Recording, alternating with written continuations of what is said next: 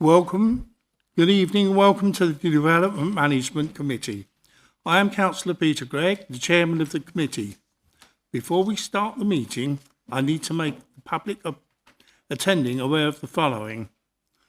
We're not expecting a fire drill, so if the fire alarm goes off, please make your way out the nearest emergency exit and gather at the front of Runnymede Hall. Meetings of the committee are webcast and broadcast on the internet. If you are seated in the public area of the council chamber, it is possible that your image will become part of the broadcast. May I ask the Development Management Committee members present who are seated in the chamber in the front of me to introduce themselves, stating your name only, starting on my left. So, would you like to start, please, Councillor Anderson? Thank you, Chairman. Councillor John Anderson. Thank you, Chairman. Councillor Michael Fuller, substituting for Councillor Alan Taylor this evening. Councillor Alan Aycott. Councillor Hannah Barton-Brown. Councillor Kieran Parker. Good evening, Councillor Chas Mumford. Councillor Tom Skip. Councillor Jackie Thornton. Good evening, Councillor Colin Riley. Now may I ask the officers to introduce themselves. Starting with you, Keith. Thank you. Keith Zammit, Planning Officer. Kim Fisher-Bright, Strategic Developments Officer. Stephen Garner, Planning Manager. Anne Horgan, Committee Officer. Jason Bishop, Legal Advisor to the committee. And can I now ask the members of the Town Council to introduce themselves, please? Thank you. Are there any apologies for absence? Yes, Chairman, as you heard, Councillor Taylor has given apologies for absence, and as we've heard, Councillor Mike Fuller is substituting. Thank you. Are there any members' interests? Councillor Riley. Yeah, Chairman, I'm a member of the Hadleigh Cricket Club, and therefore I will be departing when item 3 comes before you, and return after that. Thank you very much. Are the minutes for the Development Management Committee meeting held on the 7th of March 2023 agreed? Thank you.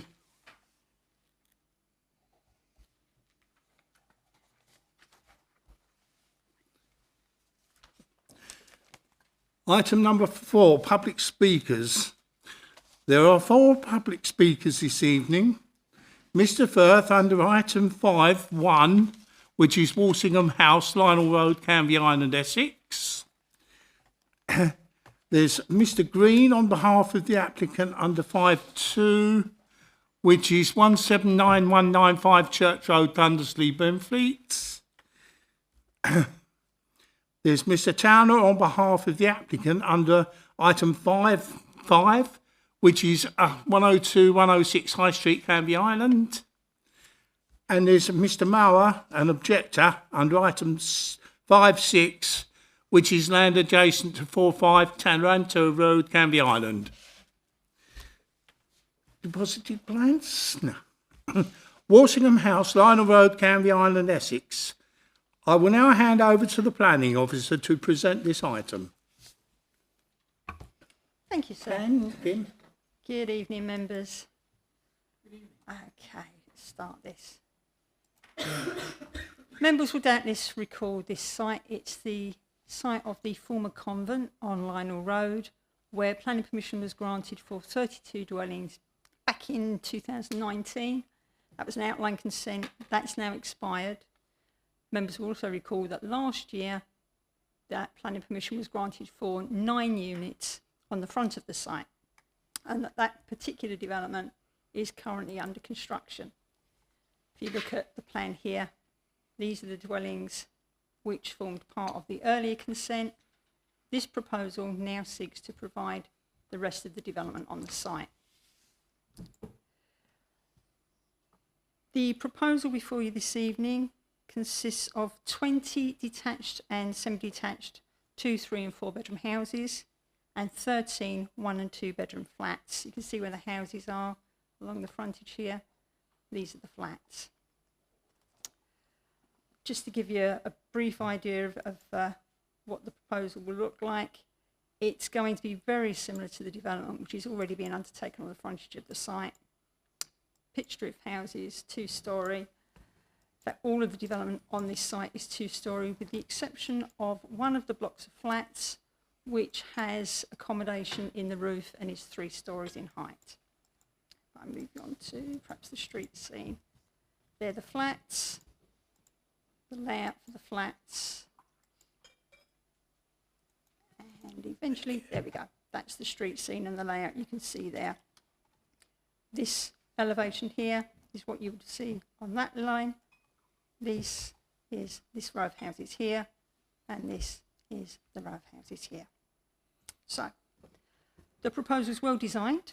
It meets all of the relevant spatial standards, and it's recommended for approval, subject to the applicant being willing to enter into a Section 1 agreement to secure the provision of a financial contribution towards affordable housing, a net increase in biodiversity, the retention, enhancement and management of retained woodland areas on the site, which will be in this area and in this area, and appropriate contributions to RAMS. It's also proposed to provide a permanent access, pedestrian access only, through the site here to serve the school. I'll come on to the reasons for that in a little while. There have been objections to the proposal. In fact, there's been one objection from local residents. And the concerns of that resident are largely echoed by the concerns of the Canvey Town Council. And they are basically concerned with the number of properties to be provided, traffic, the principle of the provision of flats, the condition of Lionel Road, parking, surface water, proximity to the school, and the impact on wildlife. And the report before you goes into detail on all those elements. What I'll just do is just summarise and draw out the more important elements of the report. So, as far as the number of units is concerned, the proposal meets your adopted spatial standards. And if it meets your standards, by definition, it can't be overdevelopment of the site. The number of units on the site are what you can achieve whilst achieving all of your isolation spaces, garden areas, parking provision. So we can't raise an objection to the proposal on the basis of the number of units. This is a brownfield site. It's in close proximity to all the amenities. It's close to the town centre, it's close to open space, doctor surgeries, bus routes. It's ideal for this scale of development. And it fits in well with the objective of trying to provide good quality development in residential urban brownfield sites, and thereby protecting the greenbelt from pressure for development. In terms of the provision of flats, that too chimes with protecting the greenbelt. The government guidance is very much increased density where you can, where it doesn't have an adverse impact on the character of the area or the amenity of adjoining residents. There are already flats on Lionel Road. The flats within this site are tucked to the rear of the site here and here. They'd have absolutely no impact on the character and appearance of the area. And because of the spatial arrangements around these flats, they're not going to adversely impact on the privacy or amenity of any adjoining residents. There have been quite a few comments made recently in terms of parking on the site. The houses meet your parking requirements. Each house provides for 2 parking spaces. Most are in the forms of a single garage and a forecourt space. Some are in the form of forecourt parking spaces. Some have remote car parking spaces where we have 1 car parking space on the site and another car parking space somewhere else within the wider site. It's not a form of development we get widely on Canvey, but it's quite often the case that you find remote parking. We get them quite often with flats, for example. You get them quite often in parking courts. And there are a number of examples in the borough where we have that relationship. That occurs on this site, really for these dwellings here. Their parking is here. It achieves your standards. There's no policy that says you have to provide parking within the curtilage. There's just a requirement to provide parking, and this does it. With regard to the flats, the situation is slightly different. Your parking standards require 2 spaces for a 2-bedroom property, 1 space for a 1-bedroom property. There are 11 2-bedroom flats, and so apply the policy that's 22 spaces, plus 2 spaces for the 2 1-bedroom properties. So in policy terms, you require 24 spaces. They are providing 13 spaces plus 5 visitor spaces. So in effect, there are 18 spaces that can meet the needs of the flat development. That is below the policy, but as members know, it's been the long-term practice of this authority on sites where there are other amenities, doctors, town centre, those amenities in close proximity, where the need for travel by car is perhaps more limited. We don't always require the full parking provision. This site would adequately meet the parking requirements of the proposal, and there can be no sustainable objection to the scheme on the basis of parking. Surface water runoff's been an area of concern, and this site will be properly attenuated in terms of surface water. The scheme relies on the provision of rain gardens, which will provide an attenuated flow to a pumping station, which will then feed into the main system at a controlled rate. There will be no runoff from this site onto adjoining properties. It will all be dealt with within the confines of the site. In terms of traffic and the conditions of the road, in terms of global figures for traffic on the island, the traffic generation from this site will be negligible. The Highway Authority have raised absolutely no objection to the proposal on the basis of highway capacity, nor have they raised any objection on the basis of inaccessibility of the site by virtue of poor road conditions. The road conditions of Lionel Road are no worse and no better than many other roads on Canvey. It doesn't provide a robust reason for refusal. Finally, in terms of the more minor issues, proximity to the school, there was an objection to the proposal on the basis that it was too close to the school. Lots of people like to be close to schools. If you look around there at the moment, there are properties in very close proximity to this school. Young families often look to live close to school. So the fact that there is a school adjacent to the site is not a reason for refusal. I think one of the biggest impacts we've had to deal with in terms of providing the report on this item is in terms of the impact on wildlife, and particularly the impact of the proposal on badgers. The local badger protection group have been very concerned about the impact of development. Basically, this site hosts 3 badger sets. There's a very large set, which I'm not going to show you, because obviously badgers are vulnerable and I don't want to identify where they're located. But there's a very large set on the site. There are also 2 outliers, and there's an annex set on an adjoining site. At the moment, the main site is occupied. The 2 outlier sets are not occupied, but the annex is. So in effect, you've got 4 sets, 2 of which are currently used. In order to provide the development on this site, works will have to be undertaken to the main set. It sounds fairly dramatic and fairly drastic. It will result in the loss of approximately half of the main set. But the main set is enormous. It has 32 entrances. It's a very large set. And the studies undertaken suggest that it is occupied by no more than 5 badgers.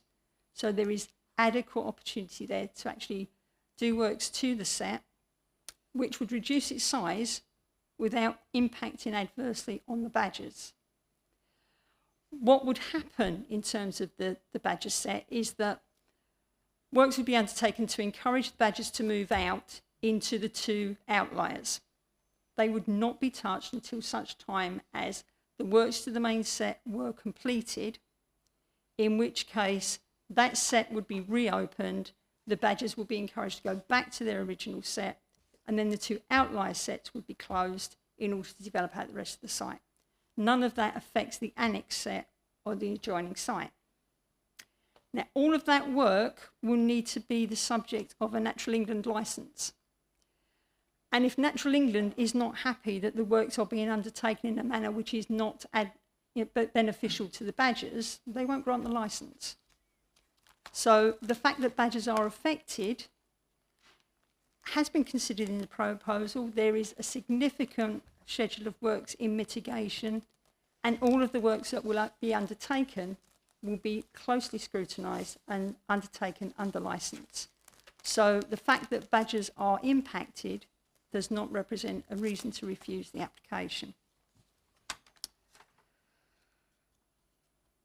There was an issue which the Badger Group have been particularly vociferous about, and I'm not sure if members have been apprised of this or not, but I'll go through it so that you're aware. Early on, the applicant invited the Badger Protection Group to come onto the site to discuss how things might be developed whilst retaining the badgers on the site. In the very early stages, there was some concern as to whether the badgers could be retained. With the current scheme, they can.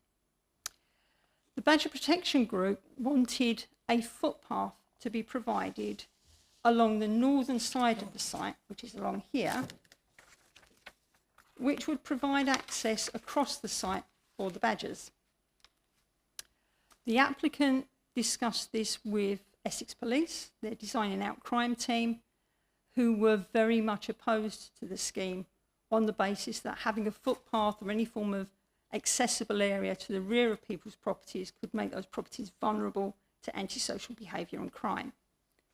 So the developer removed that from his consideration. The Badger Protection Group were aggrieved by that decision, and they themselves contacted Essex Police, and I'm advised that they were told that there was no problem with providing a footpath, it could be done. So I then contacted the design and out crime officer and had a long conversation with the officer concerned, and the fact is that the police would be opposed to such provision. So there is no footpath along the rear of these properties on this site.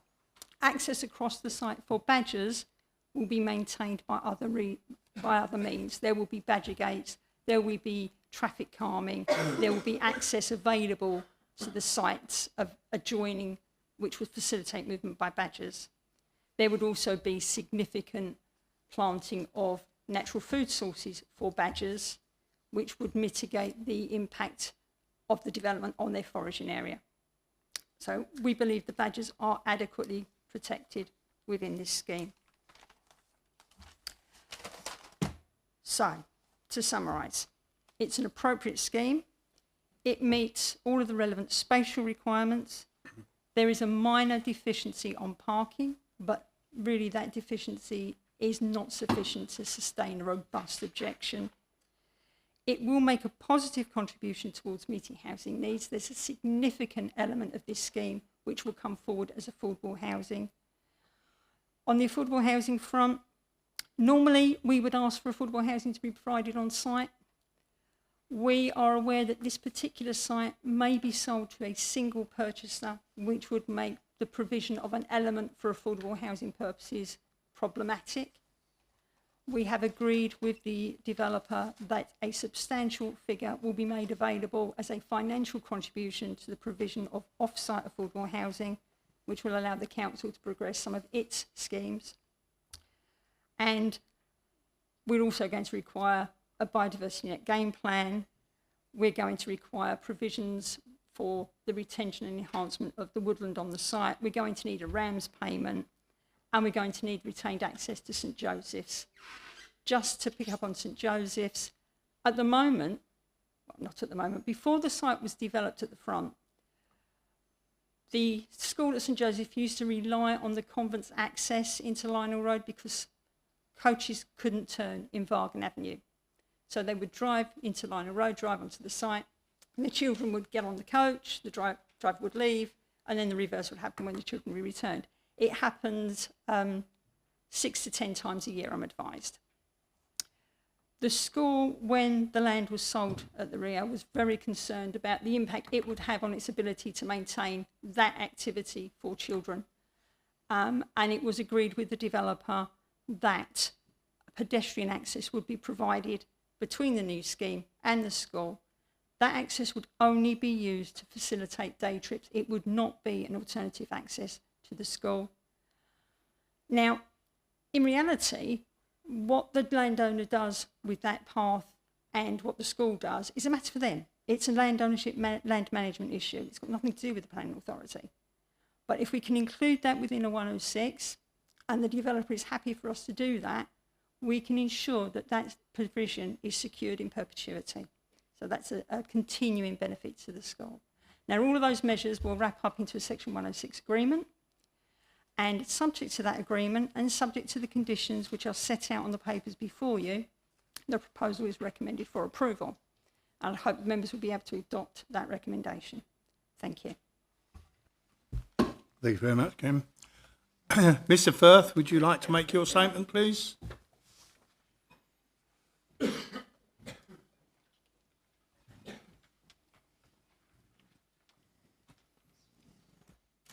You have 3 minutes. Thank you and good evening. My name is James Firth from Savills, speaking on behalf of the applicant SJT Developments. The principle of development on this site has of course previously been considered acceptable through the granting of outline plan permission in 2019. Since then, a first phase of the site has been progressed under full planning permission, and the application before you will now complete the site and has been designed very much to complement those previous proposals. The application is a result of a long process of close working with planning officers and consultees over a period of almost 2 years. The scheme has been carefully designed by the architect in order to avoid overlooking and minimise any potential impact on nearby residents. The proposal provides for a range of dwelling sizes and seeks to make best use of what is a previously developed site in line with national and your local planning policy. The officer's report, of course, contains a very detailed section on design and layout explaining how and why the scheme accords with your policy standards. Conditions are also included to further protect the amenity of local residents and other environmental considerations. This is a sustainable location with good access to public transport and services, including nearby shops and facilities just to the east, the community centre, health centre and school. The scheme provides for Section 106 contributions, including towards the affordable housing contribution. It also provides opportunities for biodiversity net gain, which is anticipated to be in excess of the forthcoming 10% requirement. The completion of the development of this brownfield site is therefore a sustainable development in economic, social and environmental terms, and I would respectfully request you support your officer's recommendation and grant planning permission. Thank you. Thank you very much. As it's on Canvey Island, have the Canvey Island Town Council representatives anything to say? Yeah, thank you, Chairman. Following the meeting of the Planning Committee on Monday, the 26th of April, 2022, the Town Council resolved to object to the application for the following reasons. The site appears overdeveloped. Lionel Road is a narrow road and the extra vehicles will have an adverse impact on the existing infrastructure. The Fire Office report requests a layout of the site showing the main water ring for the fire hydrant, but this wasn't included within the application. There is already inadequate parking provision for this new development by only providing 2 spaces. This could have an adverse impact on the surrounding roads. Concerns were raised that a preliminary ecological assessment should be carried out as there is a possible badger set and bats nesting on this site. Therefore, the committee feels that further studies are needed. No electric car charging points have been included in the application. Thank you, Chairman. Thank you very much. Before I...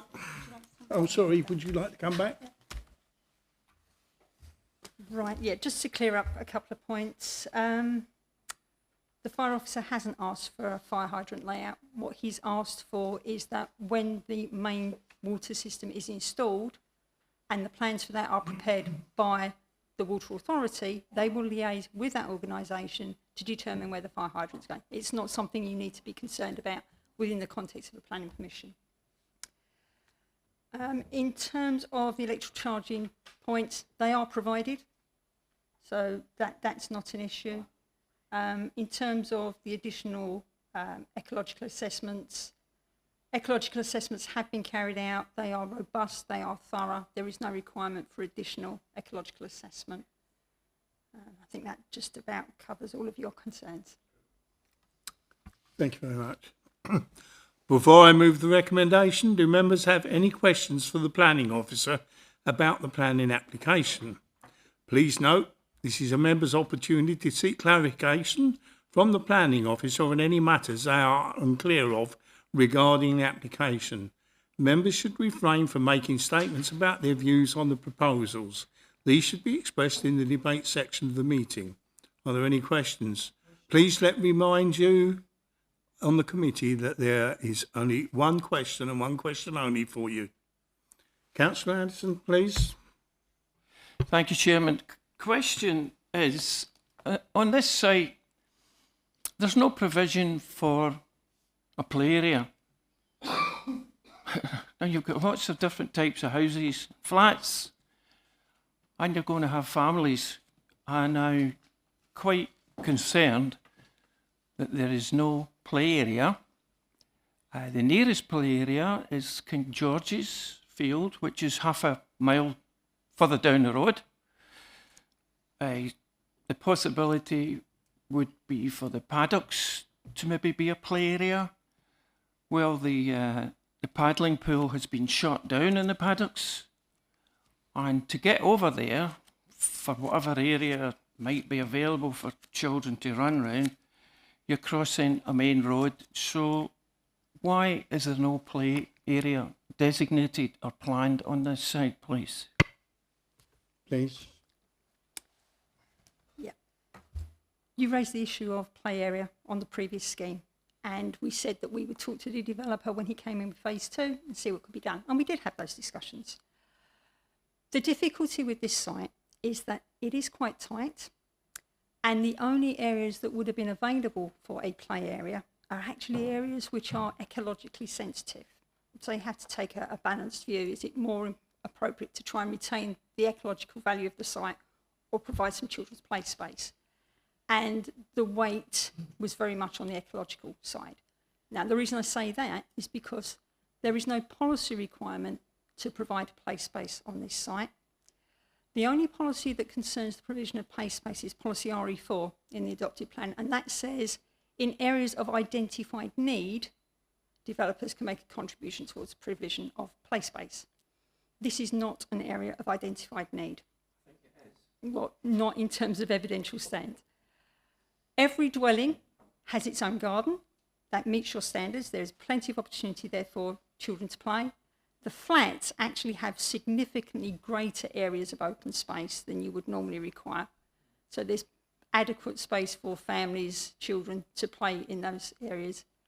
The requirement for play space is just not there on this site. So it hasn't been provided, and its absence is not a robust reason for refusal. Councillor Fuller, please. Thank you, Chairman. Before I ask the question, can I just confirm with you that I am only allowed one question, even though I have 2 points to ask? Yes. Who's going to ask the second question for me? Carry on, please. So I've got to choose which of the 2 questions I need to ask.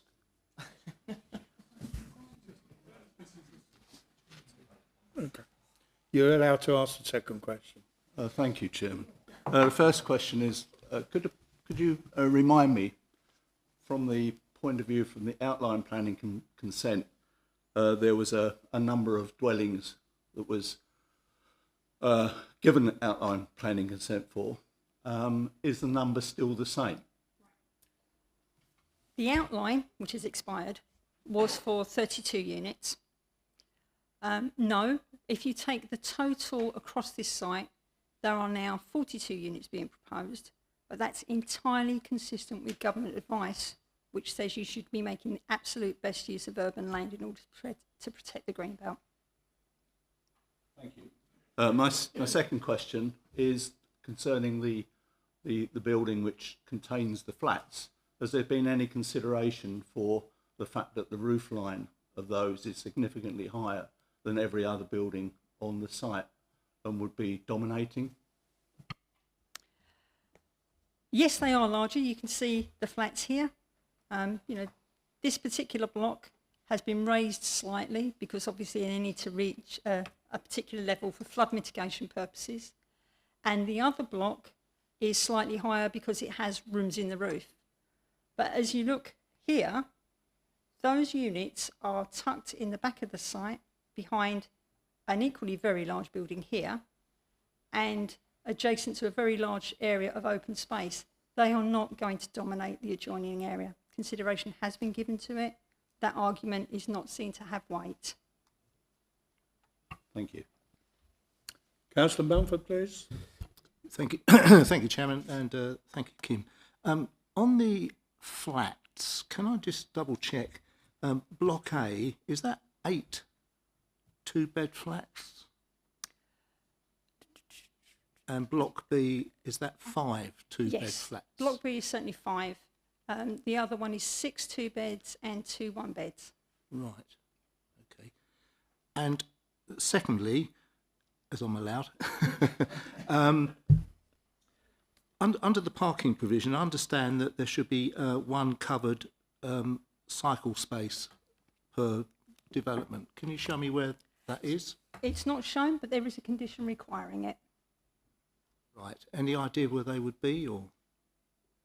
There's plenty of space on the site. I'm sure we can find a suitable location for it. You need one cycle space for every 8 units, so that it's not going to be a significant provision. Okay, thank you. Yes, please, Councillor. Thank you.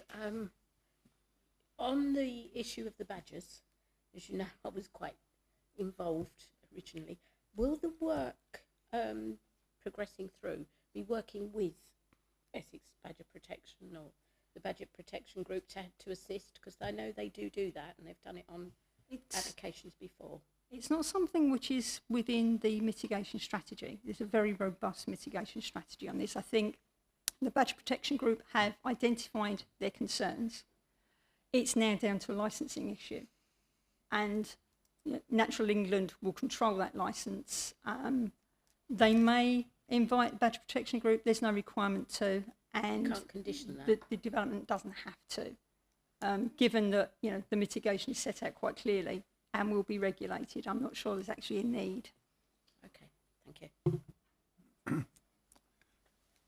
Councillor Hannah Barton-Brown. Thank you, Chairman. Around the electric power points, how many will there be? Where will there be? Can we have some more information around that, please? Certainly, every dwelling will be provided with a power point.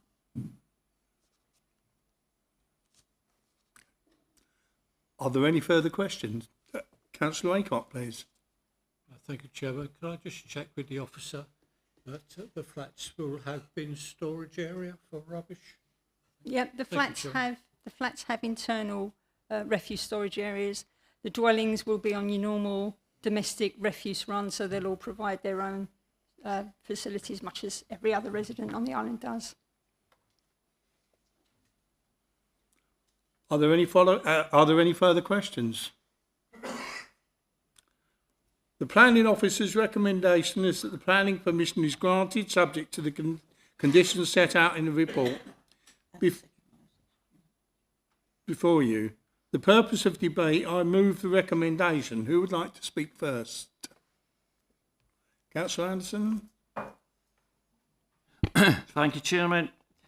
This is my ward. I've worked in that ward for 22 years now, and the residents in that area are not happy with this size of development. They feel it's overdeveloped. Now, the government very craftily start talking about the increased density. They want the increased density. They want you to build on brownfield sites.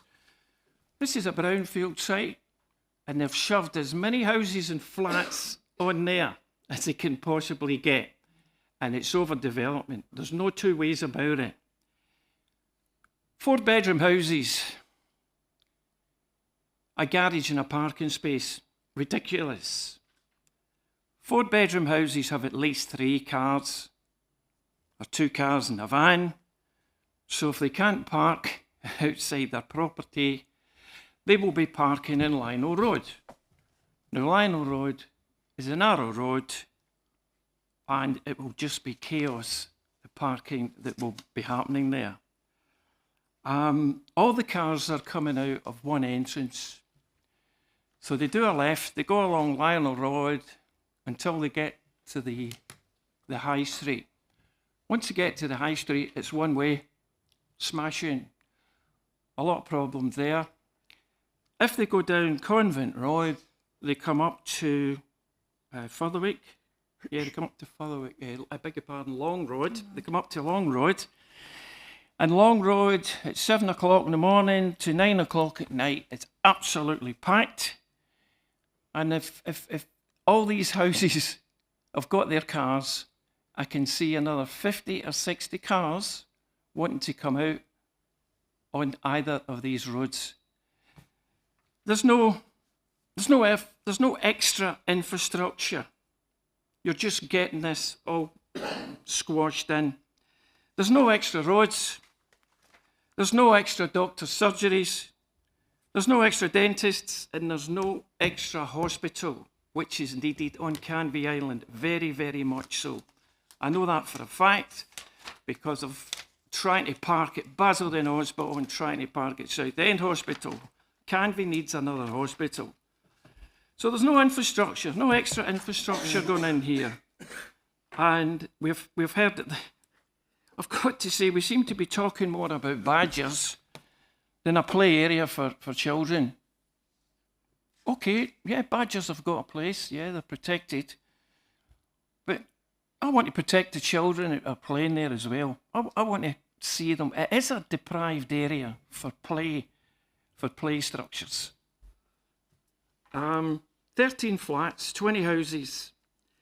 The ground floor flats in A and B blocks, there's no higher refuge available. So when risk of flooding does occur, there is no refuge for them. So due to the possible risk of flooding, they've to get no refuge area to go to. So to sum it all up in one sentence, there's too many houses and flats. There's not enough parking spaces. It's just been said that we've got a detriment of parking spaces that's been available on this site, and it's in the wrong area, and I will certainly be voting against it. Thank you. Councillor Fuller, please. Thank you, Chairman.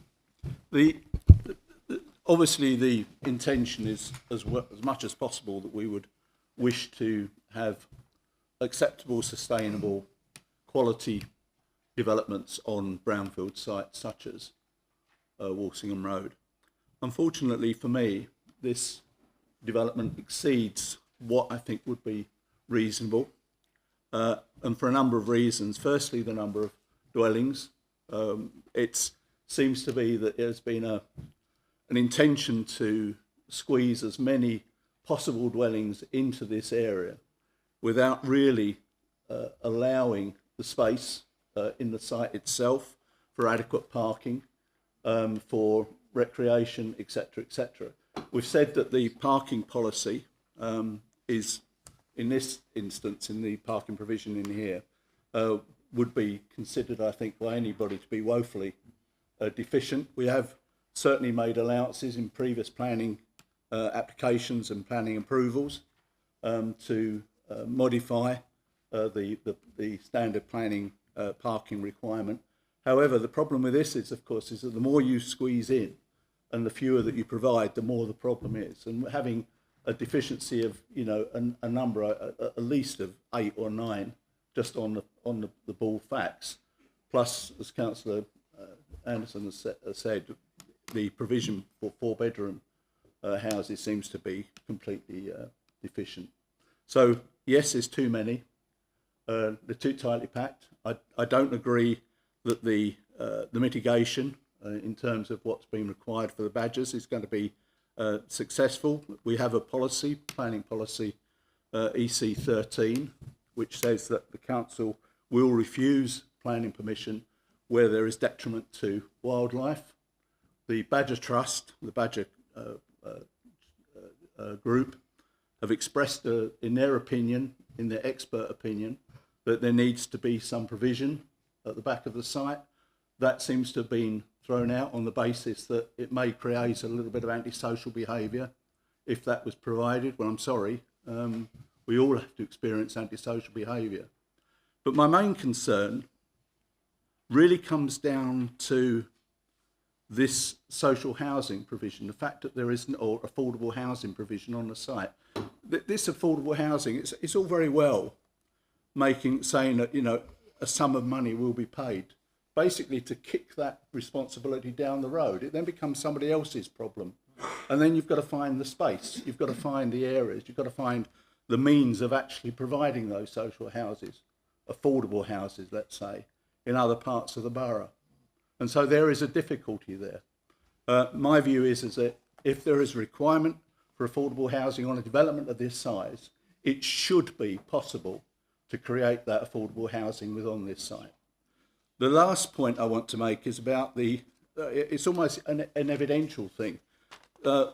Councillor Mumford asked about, I think it was Councillor Mumford, about the cycle spaces.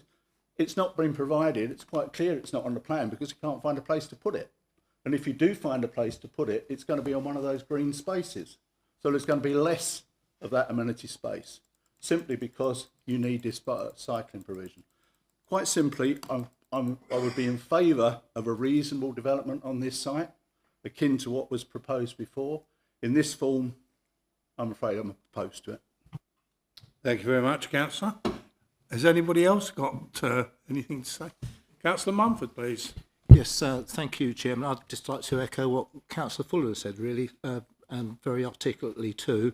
I think there is an issue here over and above the 2019 approval for 32 units. We're now looking at 42. I think it's an overdevelopment of this site. I think there are big considerations about the badgers and how we treat wildlife. I think that we've just roughshod over that quite deliberately, which is a great shame. And once again, parking deficiency on such a cramped site it's just wrong, and there is a deficiency, and unfortunately I can't support it tonight. Thank you. Councillor Skip, please. Thank you, Chairman. I mean, I take other comments of my colleague Councillor Mumford and Councillor Fuller. I do understand the need for developing sites like this, and normally I will support that because it is a brownfield site that could adequately be developed with the right scheme. This isn't the right scheme. It's far too grand. As Councillor Mumford said, it was originally agreed for 32 dwellings. We're now to 42. It's just trying to cram as much in as possible, and I can't support it because of that. I'm also concerned that the arrangements for badger protection are not adequate. I'm really concerned about that. So they're my reasons why I will not be supporting this one. Thank you very much. Councillor Aycock. Thank you, Mr. Chairman. Yeah, I fully support what other members of the committee have said, that this is overdevelopment of the site, especially after we was told before it was only 32 dwellings built there. Thank you, Mr. Chairman. Thank you very much, Councillor. Has anybody else anything to say? Sir. Okay. Can I just come back? No. Yeah, go on. Just to pick up on some of the points, I can see the way members are thinking here, but you need to exercise a degree of care here. 3 cars is not your policy. 2 cars, car parking spaces per unit is your policy. You cannot unilaterally decide that 3 cars parking spaces is what you require and on the basis of that, seek to refuse planning permission. That would be unreasonable behaviour, and should the applicant go to appeal, it's likely we would lose with costs. In terms of the infrastructure, we consulted the NHS. They had no requirement for additional facilities in this area. They are looking to the PCT, which is the largest unit locally, to meet the needs of this site. They do not consider that the needs of this particular development would not be met by existing infrastructure. In terms of extra roads, you cannot lay the provision of extra roads at the door of this development. This is 42 units on an island which has several thousand dwellings. It's disproportionate to try and associate new roads with this particular scheme. In terms of refuge, I must correct you on that one, I'm afraid, Councillor Anderson. Block A is raised so that all of the accommodation is above the 1 in 1,000 flood level. They have safe refuge. The other block is comprised of masonettes, which have access to bedroom accommodation at first floor.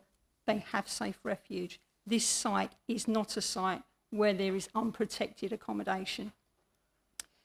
In terms of the issue on overdevelopment, it meets your standards. Every single one of your spatial standards is met by this scheme. How do I take that forward at appeal on the basis of overdevelopment? If you look at the density of development around the site, here, in here, this is no different.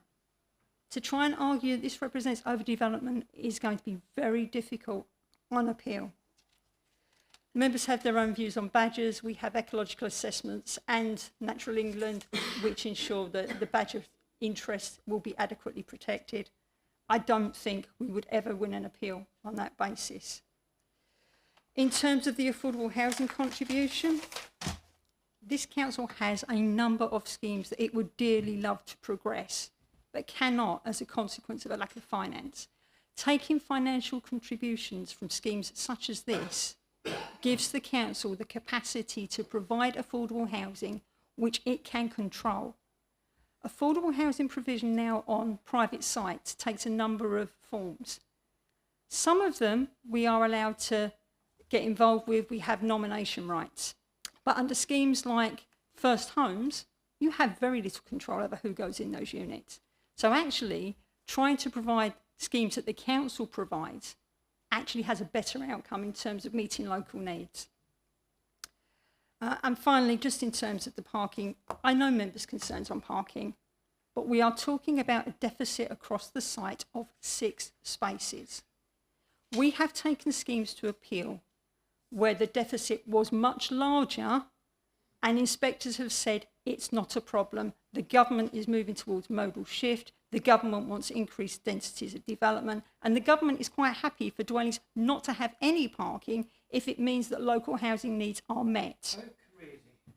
It may be crazy, but that's government policy. When you add all of those arguments up, members can determine this any way they like, but my role here is to advise you that if members decide to refuse it, the chances of winning this scheme on appeal are limited, and on appeal, you lose any control about what happens on the site. I leave you with those thoughts. Members, the motion before you is for approval. May I have a show of hands, please? Those for the motion.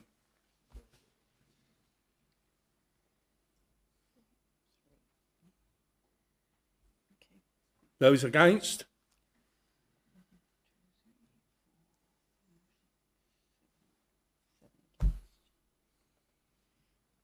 It's lost, Chairman. So therefore,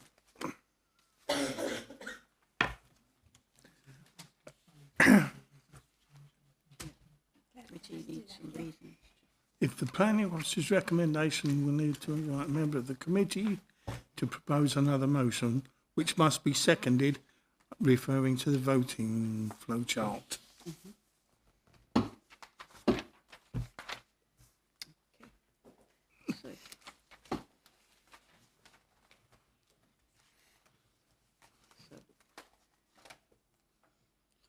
Yep. The committee needs to give reasons. Right. Committee needs to give a valid and material reason for change of recommendation. Do I have a proposal, please?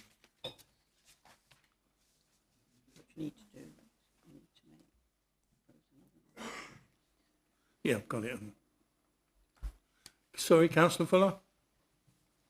Thank you, Chairman. In proposing a motion, my motion would be that the development be reconfigured more in lines with the original outline planning permission, that the density of the development is constrained such that there is adequate parking provision, and that there is more attention given to the space on the site itself.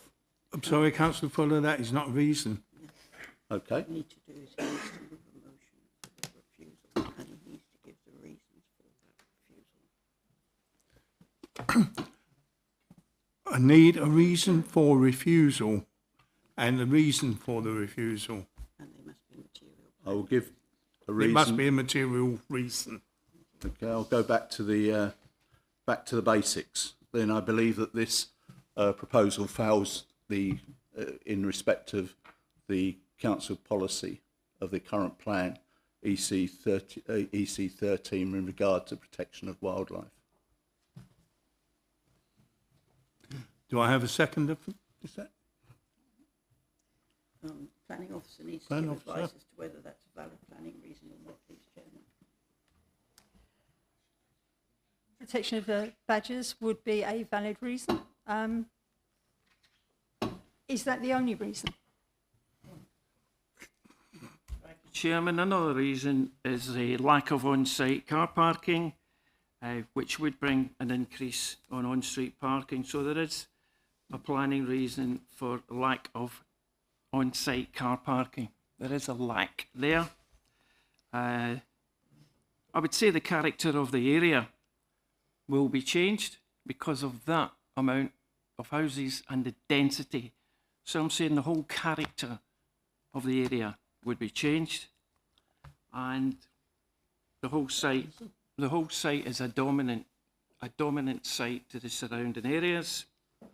So that should be enough to keep us going for now. Thank you. Do I have a seconder for that one? For that proposal? Councillor Mumford?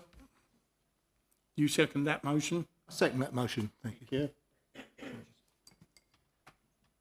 We shouldn't just be adding reasons for refusal for the sake of adding reasons for refusal. They need to be valid material reasons, and we shouldn't just be seeking to stack them up, because if it comes to appeal, there will be additional costs involved in defending it appeal, as Ms Fisher-Bright has explained. So we shouldn't just be seeking to stack them up. Councillor Anderson?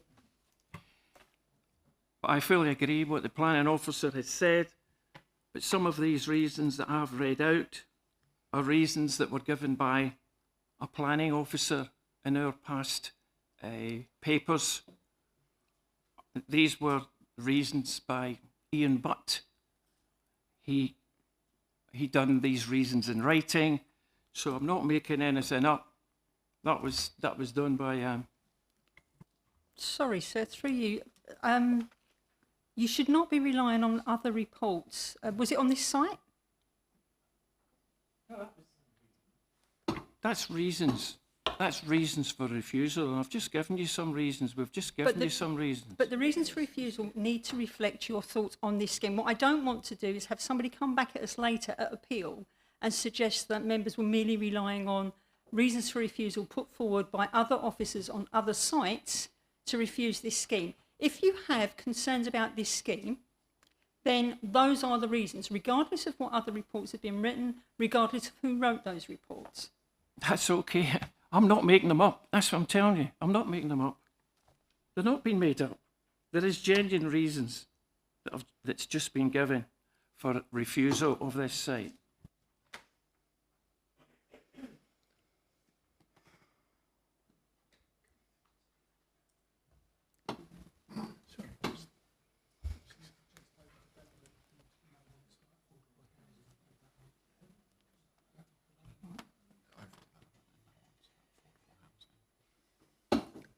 But they're making a provision.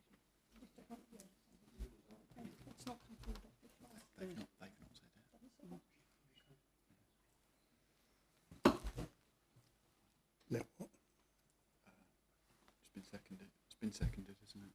Councillor Mumford. Councillor Mumford Seconded. So, Yeah. Yeah.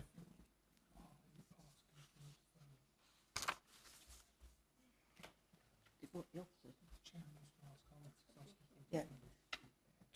Chairman, if you'd like to, could the officers, do you want to defer? No, just okay. So through you, do you want me to draft up the reasons for refusal and then agree them with you before they're dispatched? Yeah, please. So,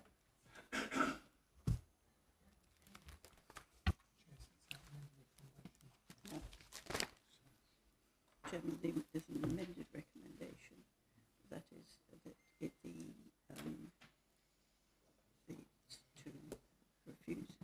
to refuse the application, reasons to be determined in consultation with the Planning chair, officer. with the chairman of planning. Do you want me to put that? Yeah. right, just to clarify then, the reasons as put forward by members are based on EC 13, protection of wildlife. My assumption is that you are suggesting that the works undertaken to date have been insufficient to demonstrate adequate mitigation of the impact on badgers. Would that be a correct assessment? Okay. Second reason for refusal put back forward is the lack of parking, and I'm assuming it will be relying on the 2009 parking standards for that. The third one, I have to admit, I'm struggling with adverse impact on the character of the area. This scheme will entirely replicate the character of development on the frontage of the site. So I'm struggling to see how we might create a robust reason for refusal on that ground.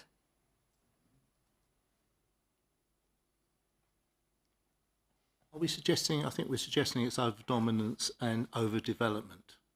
I think they are the key factors. My only concern there is, as I've alluded to previously, it complies with your standards. So what you're in effect saying is that a development which complies with your standards and which is normally found to be acceptable is not acceptable in this case. Is that correct? I presume it depends on how you define the standards and how you interpret them. I think that the meeting tonight has actually come to a conclusion that it doesn't, because it's over dominant and it's over development. Thank you. Okay. Right, I have that. Thank you.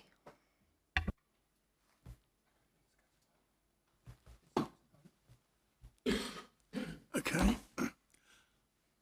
Take it up. Can we vote on the motions put before you now? So the motions put before this committee by Councillor Anderson and Councillor Fuller, Councillor Mumford. Can we have a vote on that, please? Show of hands.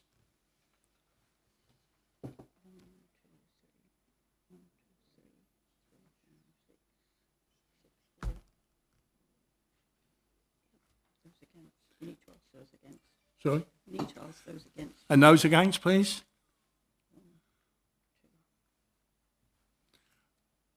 Any abstentions? Any abstentions? One abstention. Yep. That's carried. Thank you very much. Item 2. Sorry. Item 2, 179 to 195 Church Road, Thundersley, Benfleet. I will now hand over to the planning officer to present this item. Oh, Jesus Christ. You wanted a quick one?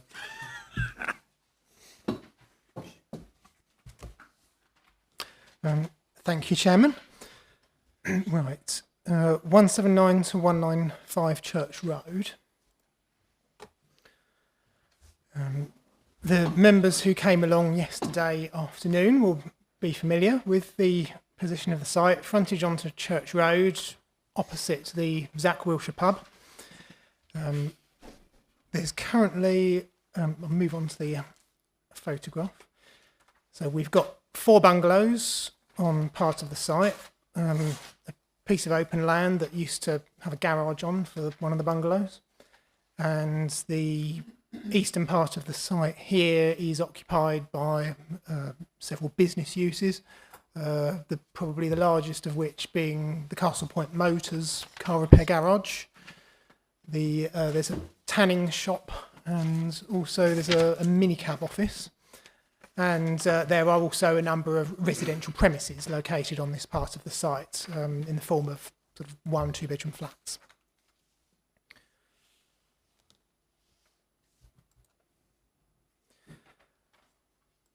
Right, these are the bungalows at the front of the property. That's Manor Court in the background, facing Church Road.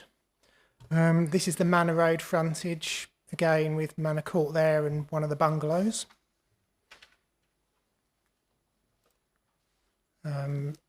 Again, this is the site frontage onto Church Road. You can see that the bungalows there just juxtaposed with some of the business uses that are on the site. And again, this is the road junction which the development would be located on. So with Church Road being here and Manor Road going off into the distance. Now, as for what's proposed, this is a 4-storey building containing 44 flats. There's some car parking proposed in the basement, well, ground floor area, if you like, which is what this area on the lower floor is. So residential accommodation would be on the 1st, 2nd and 3rd floors. If I move over to the site layout plan, you can see all this parking here. This would be quite well screened from view. A small amount of parking would be proposed directly on the frontages to Manor Road and Church Road, which the applicant describes as being visitor parking with its own independent access. The majority of the parking would be fairly hidden though, which is something that we look for in developments, not to be car dominated. Moving up, so 1st floor, residential accommodation. This is Church Road at the bottom and Manor Road on the left. This little area in the middle here that looks like some sort of roof garden, the applicant provides assurance that this is not for use as any kind of amenity area. This would be a visual amenity only, providing a buffer between flats in the development, and access would only be for maintenance purposes. The main amenity spaces the development would be using would be ground level. So there's quite fairly generous areas to the sort of rear side of the building. And this area here, we wouldn't be very comfortable with that being used as a sitting out area, shall we say, because of the privacy of the people living in these flats around it and the neighbouring dwelling to the north. Going up again, 2nd floor, similar footprint, and the top floor, residential accommodation again, slightly less deep of a building here. That's just to, the applicant says it's because of the adjoining bungalow there. It's just sort of a nod to the fact it's a much smaller building. Very top level, there's a roof garden proposed, which would augment the ground level amenity space provision that is on offer. There's not much information about how that would be landscaped, but if permission was granted, then we would look for that to be done in a way which is sympathetic to neighbouring residents in terms of providing screening to them and not being overlooked. Right, the applicant has provided some street scene drawings just to give you an idea of how it would fit into the local area. So the top two are the Church Road frontage. That's with the development, and the one underneath is as it is now. So there's the bungalows and there's the minicab office. So there's the 4-storey building, which would be sort of across from Manor Court Flats. And then you've got that 2-storey building, which is unaffected on the corner of Armstrong Road. That is the long frontage, the return frontage of the development. That is showing how you've got that dormer bungalow, if you like, to the north. And there's what I was describing about the upper floor being just sort of cut away a little bit on that corner there. And lastly, these are sort of the internal hidden elevations of the scheme. Probably not having much public impact, but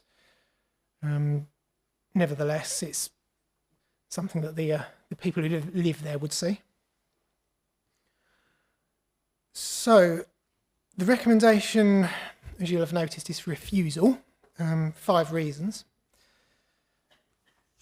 We've had one more late neighbour representation come in, which wouldn't be included in the agenda.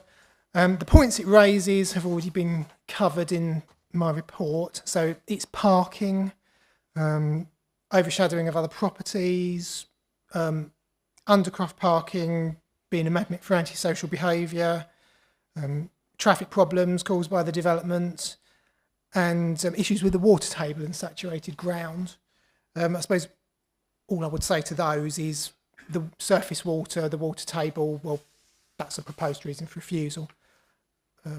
Undercroft parking and antisocial behaviour, this would have roller shutter doors, so it'd be secure parking. Traffic problems, the Highway Authority doesn't object. Overshadowing of properties, well, that's a proposed reason for refusal. Probably not too much on those at this point, although I'm sure they'll come up in discussion. So to summarise, I guess the government's trying to get brownfield sites redeveloped, and officers do support that where we can. This site does tick the box as being a brownfield site. However, it is just a little bit too much for the site, I would say. And the benefits of providing the proposed housing are outweighed by the negative aspects of the development, which I've identified in the proposed reasons for refusal. So I think that's all for the moment, Chairman. Thank you very much. Mr. Green, please.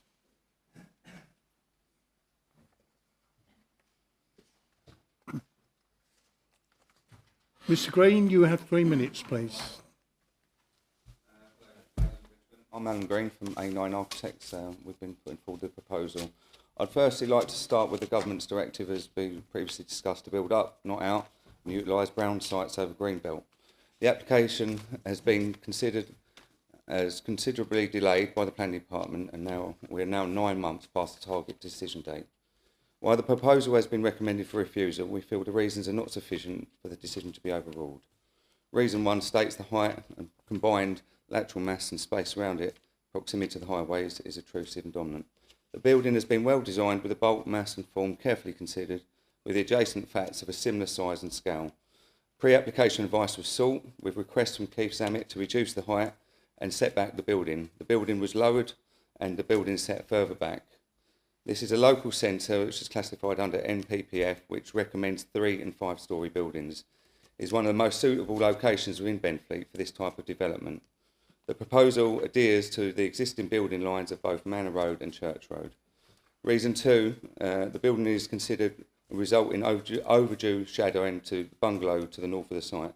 The building does step down at Manor Road and is carefully considered to give 109 Manor Road. It is not considered this is excessive shadowing is called. The occupier will have rights to light and could be enforced even if planning permission is granted. Reason 3, the proposed development fails to make any contribution towards the provision of affordable housing. Without going into major detail with the negotiations with the council, our submitted independent viability assessment questioned if the development was viable at all with providing zero affordable housing due to the site value. The site was independently reviewed with a value of 4 million. The commercial side of the site, purchased 13 years ago for 665,000, was considered, and with the considerable work undertaken on the site, has a taxi office, MOT and central flats, has now been valued at 375,000. We see this as a blatant attempt to devalue the site. We're not made of the devaluation of the site until a few weeks ago. two flats which have permission have not been added to the valuation, and we asked why. The proposed surface water drainage arrangement is inadequate. This is a matter of our consultant and the council to agree on, and this could be well met with by way of a condition. Further details resolving the council queries have been submitted but have yet to be consulted on. Reason 5, the proposed development doesn't provide a provision for electric vehicle charging. Our development does provide 6 points which will charge 12 car parking spaces, but these could be increased if needed. In conclusion, the scheme provides adequate parking with the majority undercroft, reducing on-site traffic and fumes and ensuring the scheme is not dominated by cars. The application from pre-application advice to reduce the height and set further back was followed. We do not consider there is adverse overshadowing to 109 Manor Road. Affordable housing is not viable for this project. The design is of high quality with the mass and scale carefully considered. The building will be a positive contribution to the street scene and a sustainable location recommended under NPPF for 3 to 5 storey buildings. This is a brownfield site providing well needed start homes within the borough, adding to the housing supply that is not being delivered by Castle Point, which will further protect the green belt within the borough. As the council's development plan is clearly out of date and are failing to meet their 5-year housing supply, permission should therefore be granted unless an adverse impact on doing so would significantly and demonstrably outweigh the benefits when assessed against the policies and the framework, taken as a whole, which this proposal does not. Thank you, ladies and gentlemen. Thank you very much, Mr Green. Councillor Hart, you were a former member of the committee when you called in this application, and you've asked to speak. So, would you like to now address the committee? Thank you, Chairman. Yes, I called this item in some 12 months ago with an open mind as the housing is required on brownfield urban areas, and I had concerns over possible overdevelopment of these sites. The officers made statements on the previous application in regard to avoidance of building on the greenbelt land by using brownfield and urban area land to protect the greenbelt. The NPPF states maximising the brownfield sites, but it comes to its own consequences, which we are aware of overdevelopment. The site is next to a 4-storey mix of commercial and residential buildings, which abuts the industrial estate on the main road, with a regular bus route and public amenities within walking distance. I note it doesn't meet the parking standards that we should be meaning to, but as the council requests, it's a large improvement on the recent applications that we had and a step forward, in my opinion. If the council is to protect its greenfield, greenbelt land, it needs to get these type of sites in place and with much parking as possible. The council needs a 5-year housing plan to protect us from the incoming assault of developers on applications on the greenbelt sites with a local plan, and the establishment of a foothold in the Castle Point plan. The application, in my opinion, is a step towards a 5-year housing land supply, much needed housing, low cost housing for Castle Point, and provide some evidence that Castle Point is willing to build homes and not on greenfield, greenbelt land. The site is a big site, but it is no different from the site it's next to. So I would ask councillors to consider approving this application. Thank you. Thank you very much, Councillor Hart. Before I move the recommendation, do members have any questions for the planning officer about this planning application? Councillor Barton-Brown. Thank you, Chairman. One of the points on there about the drainage strategy, that's obviously very important. We've had various situations around drainage arise from new developments. As Mr Green alluded to, who was just speaking, apparently some further documentation has been provided in recent weeks about the drainage surface water strategy. Could you give us any more information on that, please? Yes, I can. I didn't receive it.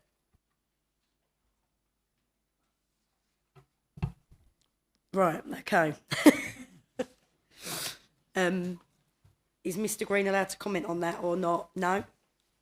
Okay. The email said there was drainage information attached, but there was nothing. Councillor Baker. Just a question about the viability and land costs. There seems to be a massive disparity between what the council's saying it's worth, their independent assessment, and the applicant's independent assessment to the tune of, let's say, £500,000 and £4 million. Was that assessment of value and hence viability, profitability, based upon all the 9 flats that are there, or just some of them? Yeah, the 9 flats that are on the commercial part of the site, the viability work that we had done with our consultant was working on the basis that those flats were unauthorised. We didn't have any record of planning approvals for them. After some digging around, and with the help of the applicant, we managed to unearth prior approval applications for 2 of the flats. So that leaves a question mark over 7 of them. Now, when I say the planning status of the flats is unauthorised, I'm not saying for a moment that officers are considering taking enforcement action against that use, residential use.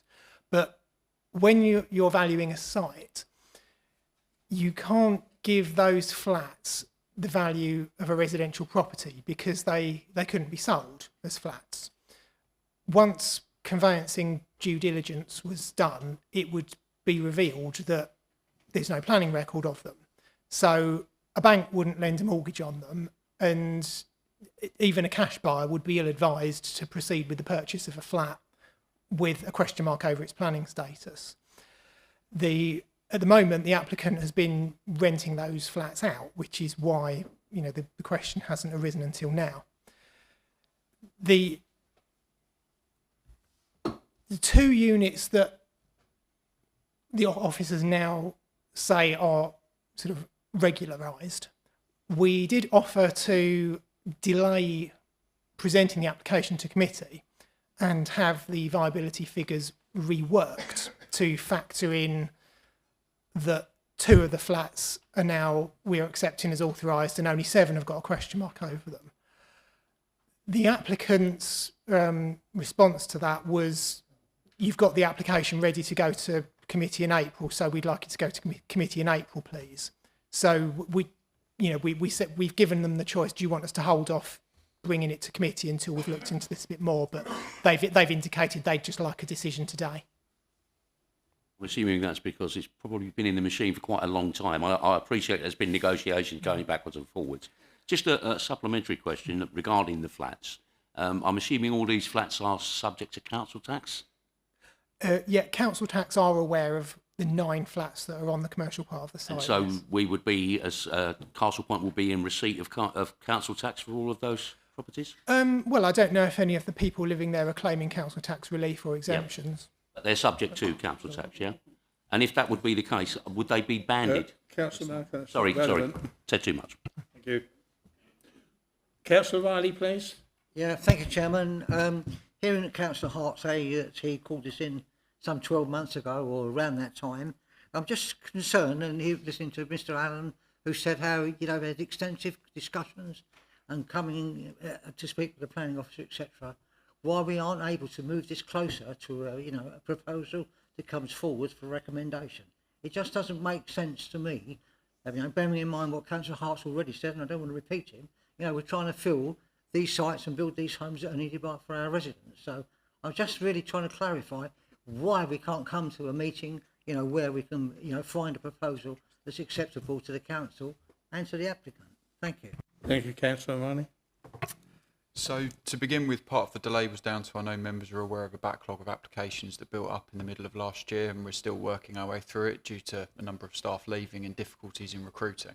So it put a hold on a lot of applications, and there was quite a big delay, and that's accounted to part of the delay in bringing this forward, which is why Councillor Hart said he called this in about 12 months ago. Going forward, we've reached the point where we were writing up the recommendation. We've gone back to we made them aware sort of a couple of weeks ago of our recommendation. We offered the opportunity to sort of not take this item to committee, to stop, have a meeting, discuss any concerns, rework viability, maybe make amendments. That's obviously within the decision of the applicant and the agent. However, they made the decision, no, It's going to go. The report's ready. It's going to go to committee. So we've gone with their sort of recommendation. We've brought it to committee before you tonight with a recommendation of refusal. If they'd have accepted the offer to meet with us and obviously prolong the process a little bit longer, then maybe the recommendation may have come out differently. Yeah, carry on. Yeah, I mean, I'm just again showing concern that, you know, we've got a perfect opportunity here for a site that is needed in our particular challenges that we've got for accommodation, and I still think that maybe we should defer it tonight and give an applicant an opportunity to come in again with this situation. It's been too long. You know, it's all well and good to say that you had a backlog of applications, but that doesn't help the applicant. Thank you. Thank you very much. Are there any further questions? Oh, sorry. Councillor Thornton. When we take too long to determine an application, does the applicant have the ability to go directly to appeal? Yes, the applicant can appeal against the council's failure to give a decision within the requisite period. Thank you, Councillor Thornton. Are there any further questions? Councillor Mumford? Thank you. Just back to the discussions between the developer and ourselves, or yourselves. Are we happy that on our part there's not been a breakdown? Have we tried every which way to get, you know, some sort of dialogue going with the developer? Because tonight we've been asked to make a decision, and the decision has the developer asked for the decision to be made tonight. So any proposal to defer would not be in the interests of the developer. Yes, you described the situation correctly. We've invited the applicant in for a meeting and with the possibility that we'll go away and look at viability again, because we're saying the development can viably deliver 4 first homes, which are the discounted market sale homes. The applicant says it's viable for none. So there's quite a gulf between us at the moment. But we were thinking maybe we might meet in the middle or something. But yeah, the applicant just would like a decision this evening. So yeah, deferring the application would that wouldn't really be what they've sought a determination on. Thank you very much, Councillor. Are there any further questions? Okay. The planning officer's recommendation is that the application be refused for the reasons as set out in the report. For the purposes of debate, I move the recommendation. Who would like to speak first? Councillor Barton-Brown. Thank you, Chairman. This site on our Brownfield register as it is now has been earmarked as a perfect location for development by the council. It is on the Brownfield register, and that's all been sort of approved in the past. I'm led to believe they've moved the development back 6 metres from Church Road as requested to bring it in alignment with similar to the flats on the other side of the road and where the current lining of the bungalows are. I do think we need to put a caveat in there around the surface water strategy. Can we make that a condition of this application? I do think that needs to be in there. Drainage and flooding is a huge issue that we see from new developments. So I do really think that does need to be conditioned in here. Also, the landscaping details, I think that needs to be submitted as well and conditioned, if we could make note of that. And also something else I picked up in the report around the refuse, and that could potentially be reworked to create more capacity. We did point out that bin storage wise, it does seem a bit way off where it needs to be for this many flats. Lorry access seemed absolutely fine. Obviously there's 2 access points, one off Manor Road and one off Church Road. If we could look at discussions around the refuse, reworking and storage, there is capacity on site to relook at that from reading your report, Keith. I think if we could put those conditions in and work with the developer on that, this is a great site. We do need to save our green belt. Nobody's ever happy with, not nobody, but when we make these building decisions, there's always a 2, a 4 and against with the community. Unfortunately, we're not going to please everybody, but we are unable to demonstrate a plan and a 5-year housing quota. Anybody who's watched recent appeals in this chamber over the past 2 months that we've had, it's costing the taxpayers a lot of money, keep going to appeals on site. And we need to start doing the right thing for the area. If we keep refusing these sort of applications, we don't want the government coming in here and tearing up our green belt and telling us where we will build. We need to take these difficult situations. This is in my ward, but we need to do what's right for the people and what's right for the area. And I am supporting this site tonight for approval. Thank you. Thank you very much, Councillor. Sorry? Okay. Thanks, Chairman. Yeah, there's just a couple of bits from that. The design, I suppose the main one and the bulk of the building, it is 4 stories, and I know Manor Court is 4 stories, but you can see it is, it isn't going to be exactly the same height. It would still be taller, notwithstanding that they did reduce it by 0.5 metre. Furthermore, Manor Court presents its short end to the road, whereas this has its main elevation facing the road. It would appear much more bulky and much more obtrusive and dominant in the street scene. The conditions you were mentioning that could go on a possible grant of planning permission, landscaping and refuse storage, yes, those are standard conditions. Surface water drainage, we did think about whether, if it was granted, a condition could go on. The way they've done their modelling, they've used different runoff rates to what the Essex County Council as the flood authority would use. The County Council used the 1 in 1 year greenfield runoff rate as their modelling. The applicant has used Q-bar, which is to do with the mean annual flow rate of rivers. It comes out with a higher discharge figure from sites. A condition for drainage could be a problem, because if you granted the application subject to acceptable drainage details, we're not convinced that there's space on the site that they can provide the drainage, storage and infrastructure that would be needed to store the surface water. We could end up with the situation of approving a development that can't be built because you can't agree acceptable drainage. So a condition for drainage I'm uneasy about, shall we say. Thank you. Councillor Boker, please. Well, I think this is an intelligent and good use of a brownfield site. We desperately need these kind of small dwellings. In terms of what's already there, there's very little by way of visual continuity. It's a real hodgepodge. And I actually think that this is an improvement to the area. I think it looks pretty smart. It's round about the same roof line. The applicant has reduced it slightly.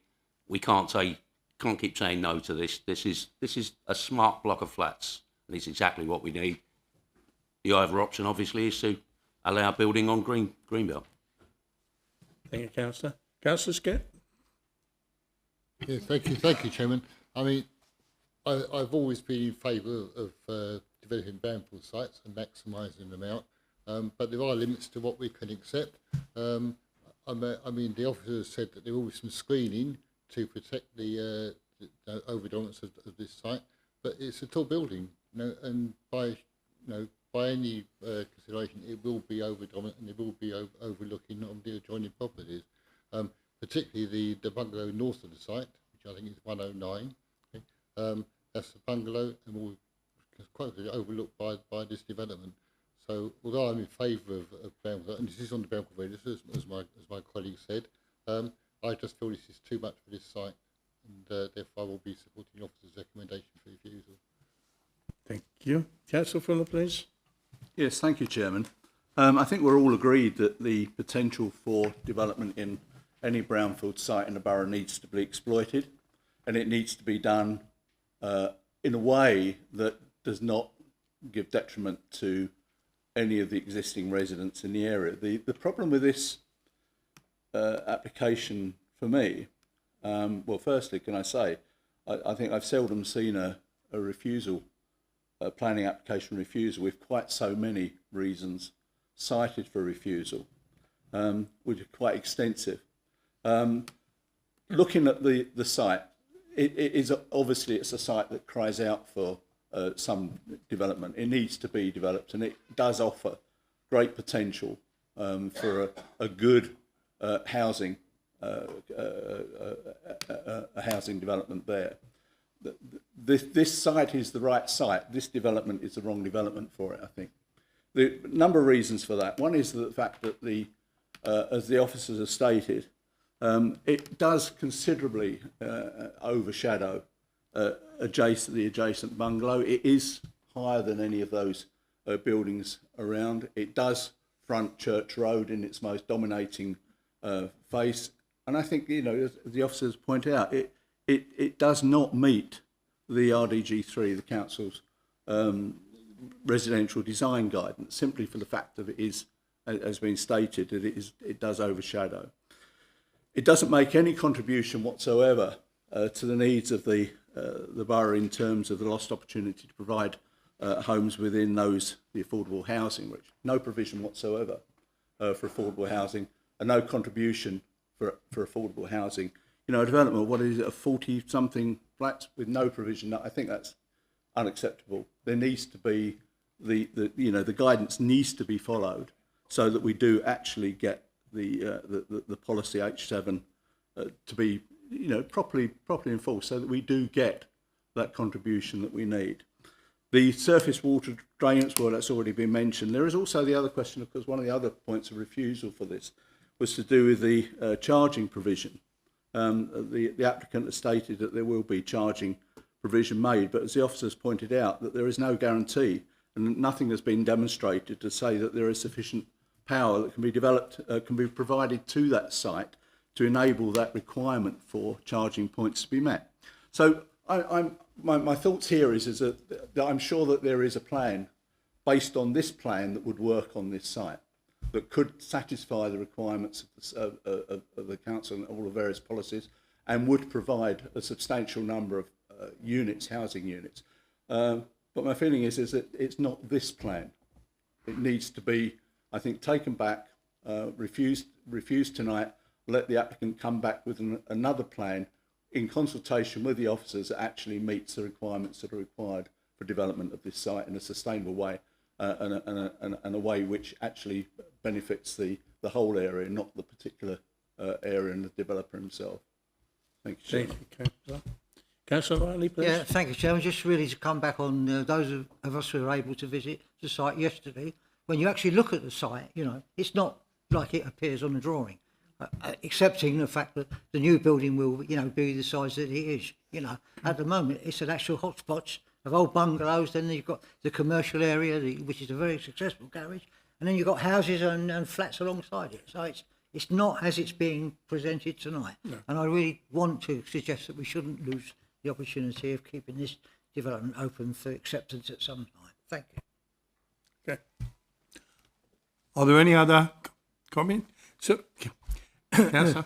Thank you, Chairman. Well, just to reiterate, I'm really disappointed with the lack of affordable housing provision here. This borough, as we know, is crying out for affordable housing and housing provision, and for a major development like this not to provide that, or even to contemplate getting into any meaningful negotiations about it, I find that really disappointing.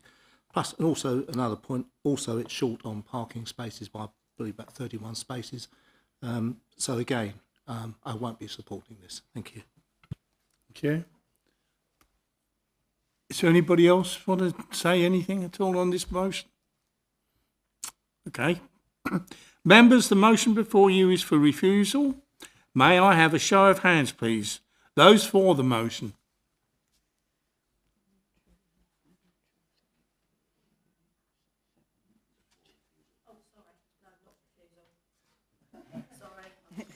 Yep. 1, 2, 3. Okay. Those against? Okay.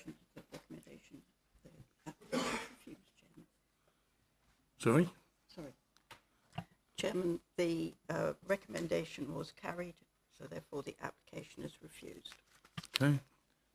The application is refused. Thank you.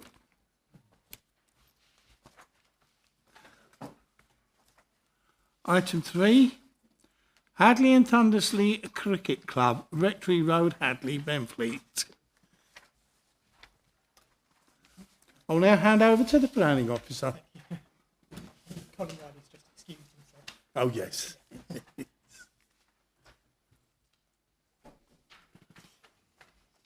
All right, thank you, Chairman, once again.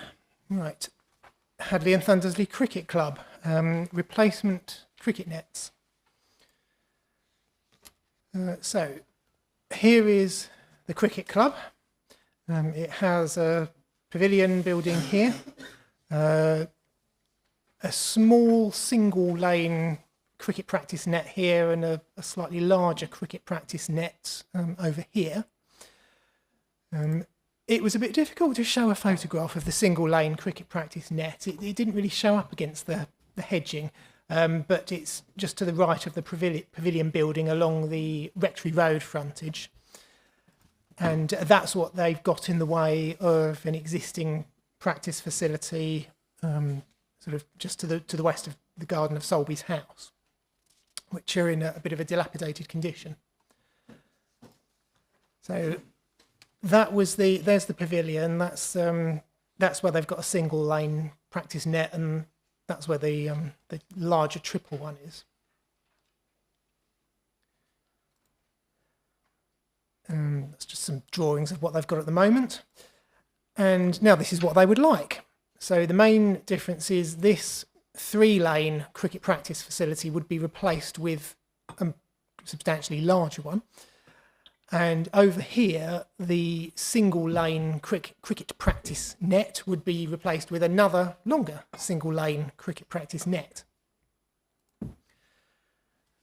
This is a plan and elevations of their 3-lane cricket enclosure. This, I think the 3D one actually shows it in the easiest way of seeing. It's 4 metres high. So the height is unchanged from what's there now. They would also like to have a security fence around this facility, which they suffer problems from sort of vandalism and unwanted incursion from what they've got at the moment. And the fencing would be dark green to blend in with the landscape. And this is no perspective views of this, but this is a smaller single lane cricket practice net that's just a net only with no fencing, which is broadly on the footprint of what they've got by the pavilion. They couldn't provide any fencing around this one because there was an issue with the sort of cricket boundary, incursion of the cricket boundary, which is not ideal, but the existing net breaches it. Putting a fence there would have made the running off distance a bit worse than what it is. So they've accepted just a straight replacement of what's there. England Cricket Board support the scheme after some discussions. Initially, they had concerns, about what was being proposed in terms of value for money, orientation, that kind of thing. But we've got the scheme to a position where that they're happy. And really, I think, as officers, we support the club's desire to sort of to expand and to grow and to do better in their cricket leagues. They have to wait quite a while, they have to wait quite a while, to their turn to use the cricket practice nets because they're in such a poor condition. So we're hoping that if you approve this, it'll be quite a nice facility for them to have and to benefit the area. So, as you can see on page 57, there aren't any adverse impacts of approving the scheme that we can see. So, therefore, the default position is we should be saying yes, in accordance with the National Planning Policy Framework. Thank you very much. Before I move the recommendation, do members have any questions for the planning officer about this application? Okay. The planning officer's recommendation is that the application be approved subject to the conditions as set out in the report, For the purpose of debate, I move the recommendation. Who would like to speak first? That makes a change. Oh, sorry, you spoil it. Councillor Barton-Brown. Thank you. This is the nice kind of things that we get to see come into the planning committee. It's nice to see some investment for our outside spaces and our outdoor areas and our clubs. So these sort of things should be what we're fully supporting. So it will definitely be getting my vote. Thank you. Does anybody else wish to speak? Okay. Members, the motion before you is for approval. May I have a show of hands, please? Those for the motion? Those against? No abstentions. Thank you very much. The application is approved. Item 4. Can we just get Councillor Riley back first?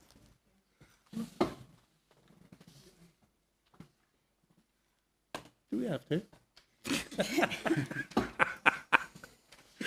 It has been done before. Yeah.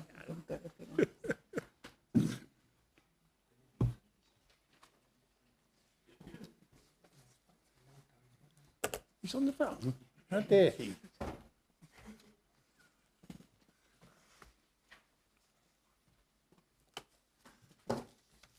You all right? Yeah.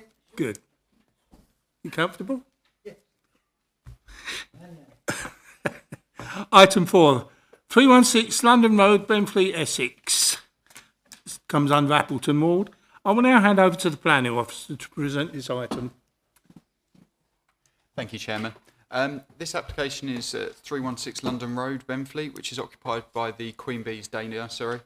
The application before you is for the demolition of the existing garden centre, which is adjacent to the site, and its associated buildings, and the change of use of the first floor of the existing building, and a large number of extensions and new buildings to create a much larger nursery with a larger childcare provision.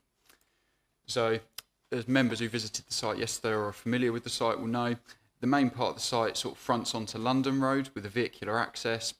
You've got the main nursery building as it is currently located here, and you've got next to the site is a garden centre with a number of various outbuildings. It's currently in sort of a state of disrepair and hasn't been operated as a garden centre for a number of years, and is largely used for sort of storage of materials and various other items. To the rear of the site is a car park which currently serves the nursery, and there is also a vehicular access onto Kents Hill Road. Surrounding the site is a mixture of commercial and residential properties. We've got some residential properties over to this side of the site. There's some shops here also with a residential unit to the rear of the shops, and you've got residential units over here with some more commercial uses over here. This area is an aerial of the site, gives a bit of a better idea of what's on the site. You can see the more used part of the site, which is this large block here, is the existing daycare, and over this side of the site is the garden centre. You can see it's in a bit of a state of disrepair and hasn't been used for a while. So in 2016, consent was granted for the change of use and extension of this building to become a daycare centre at ground floor level with a residential use above. Whilst the permission is being implemented, it's not been fully implemented. The residential use at first floor level has never commenced. Upstairs is completely unfinished, so there has never been the residential use implemented. And as part of this scheme, they're seeking to, along with the extensions and additions, seeking to convert the first floor to additional childcare provision as well. So looking at the surrounding area, you can see a little bit more. This is the site from both directions. You've got a takeaway and a barber's on the corner of Kents Hill Road. This is the garden centre here and a residential property here. Moving round to the site, this is the entrance off of Kents Hill Road. You've got another shop here with the entrance to the residential unit, and this is the entrance more into the site. Shot of sort of the car parking area. And these are some more shots that sort of show the existing buildings. This is the front of the site here. So this is sort of like the front garden centre building with a number of other buildings behind which have been used in relation to the garden centre. As you can see, it's not been used for some time, and and some of the buildings had the provision for the display and access at first floor onto the roof, which would have overlooked neighbouring properties. Just some more pictures of the site. So these are the existing buildings. Existing building A is largely to be retained but extended, and that's what the main nursery is in. The remainder of these buildings dotted around the site are all to be demolished as part of the proposal, and they cover quite substantial areas of the site, particularly around the boundaries of the site. You can see here that on the left you've got the existing site layout, on the right you've got the new proposed site layout. You've got building A here, what's called building B will be an extension with a first floor link over to building A with a vehicular access under it. You've got building C over here, which will provide additional facilities, and you've also got building D, which will provide likewise. As part of the proposal, they've acknowledged that there is a parking need for staff and people visiting and dropping off children to the site, and they're proposing a basement parking area, which will be provided sort of to the centre and rear of the site. This basement parking area will provide 15 car parking spaces, which are proposed to be used for staff only, whilst at ground level there's an additional 15 spaces, I believe, and a minibus parking space, along with additional sort of parking spaces for traffic to come in one side, drop their children off, and make their way out the other side of the other exit of the site. So, moving forward, building A, which is the existing building, would contain a baby unit and be enlarged at first floor to connect it to building B here. The first floor would be converted from its current authorised use as residential, which hasn't been fully implemented, to provide additional infant care facilities. Building B would be a part single, part two-storey new building, which would be at the front of the site. In negotiations with the agent for this, originally it was a bit further forwards in the site.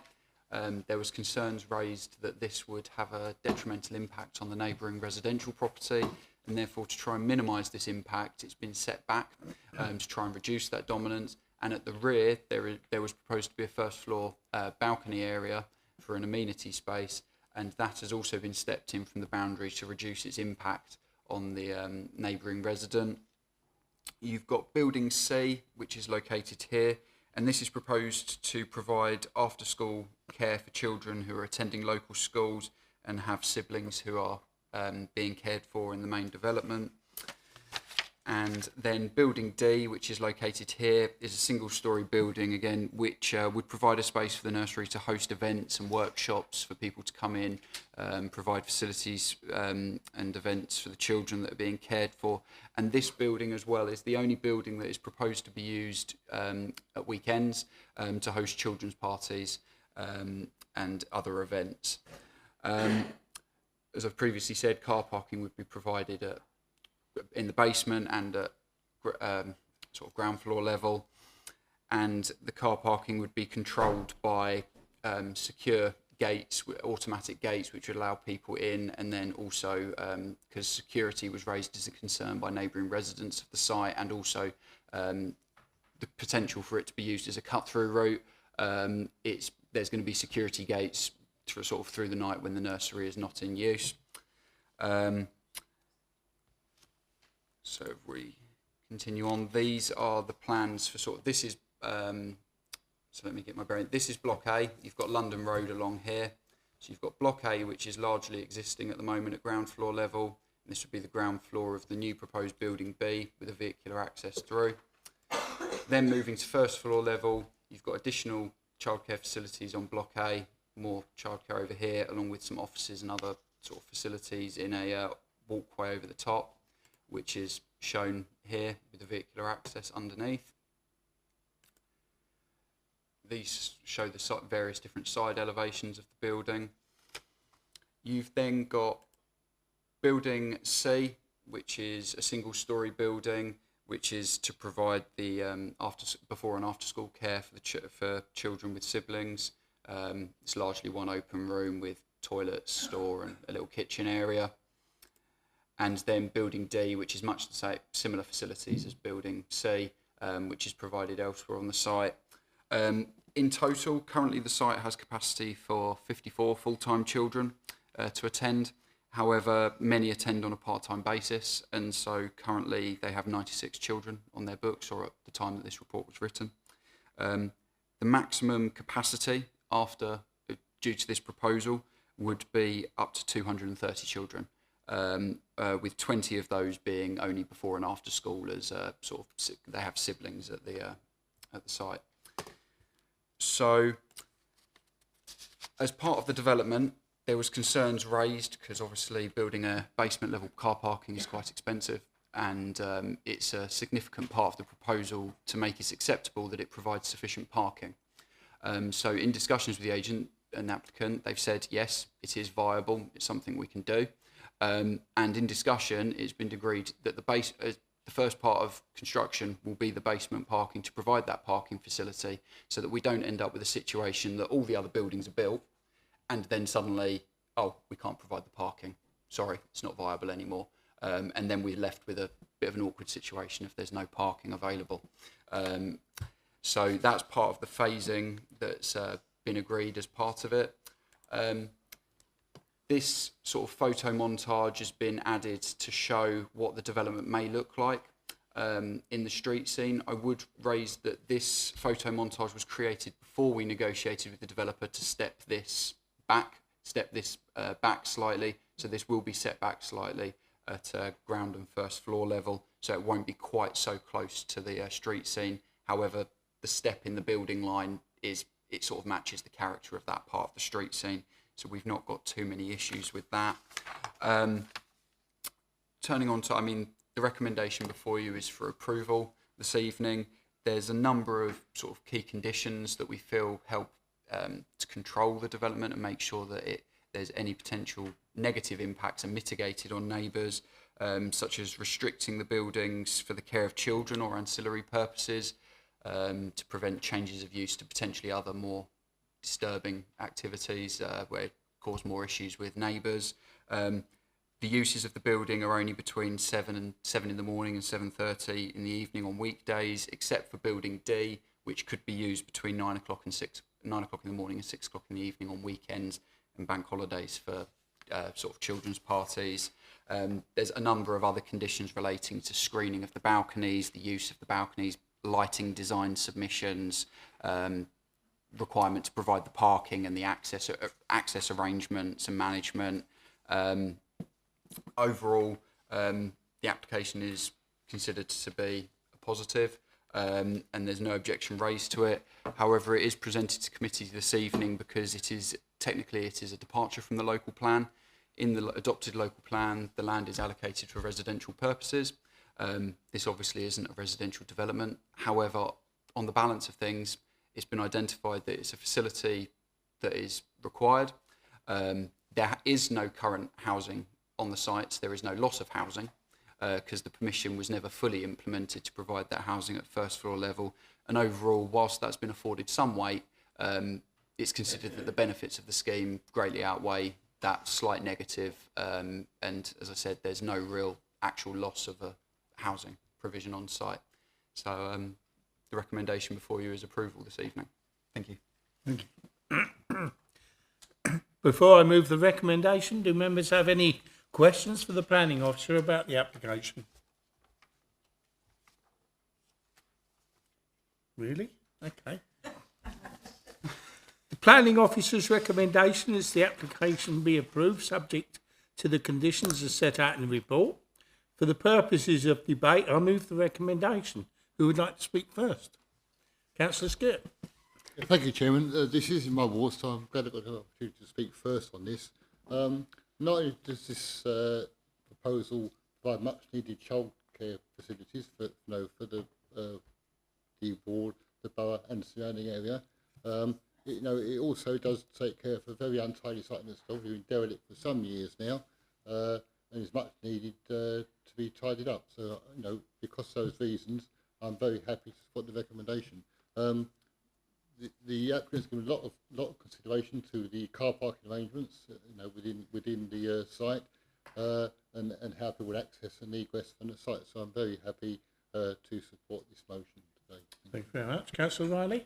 Yeah, thank you, Chairman. I went on the site visit yesterday. And we were all concerned how busy that particular location is. And all I'm really concerned about is the access when the building is completed, and to understand how they're going to manage this underground parking, and it's only going to be used by staff.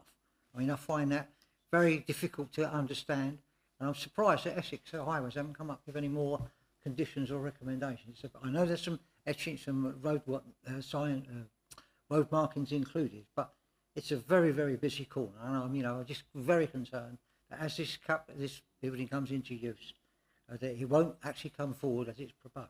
Thank you, Chairman. Thank you, Chairman.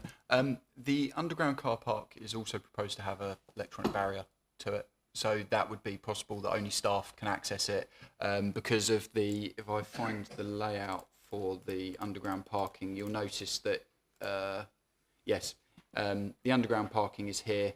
If you're entering and exiting it, really the only feasible entrance and exit is off of London Road without having to do a however many point turn to exit onto Kents Hill Road. But an electronic barrier to only allow staff, similar to what we have on council car parks, is something that, and it's one of the conditions is to require details of how it will be managed. So it's something that we're seeking to control, and we share concerns that if it's not managed correctly, it could cause additional conflict with the highway. Councillor Barton-Brown? Thank you, Chairman. This is a much needed facility in the area. As a mum of 2 small children myself, it's hard to get good childcare. It's an average of a 2-year wait for a nursery around here. Places like this are really, really needed. And especially with the government's incentive that they're now going to start funding childcare from 2 and above. I'm sure nurseries are going to be required even more as women try and get back to work. And also after school clubs are invaluable. Not many schools run them, and a lot of parents work outside of school hours, so we need that added support. So yes, it's a busy road, but where in this borough is it not busy? Every road is busy. So I think it's a great development, and it's also supporting a local business, which again I think we should be doing, and the site will look a lot better without the derelict buildings, and much more in keeping with the street scene. And also from an environmental perspective, I'm sure the clearing of them buildings and all the wood and everything got rid of. I think there was some sort of talk of environmental impact of the site. Currently this will 100% approve that, so I think it's a great idea on all counts. Thank you. Councillor Aycock? Yeah, thank you, Mr. Chairman. I was on the site visit yesterday, and going through the plan with the officer, I thought it was an excellent idea what was going on. The only concern I had, while we was on the site, a car drove in off of the London Road, and I think it was a youngster got out with a parent. They went into the current building, came out, and then the car reversed out of the site into the London Road. But as you know, that's about 50 metres from the traffic lights of the London Road and Kents Hill Road. And I feel that could be a bit of a problem there, kind of an accident waiting to happen.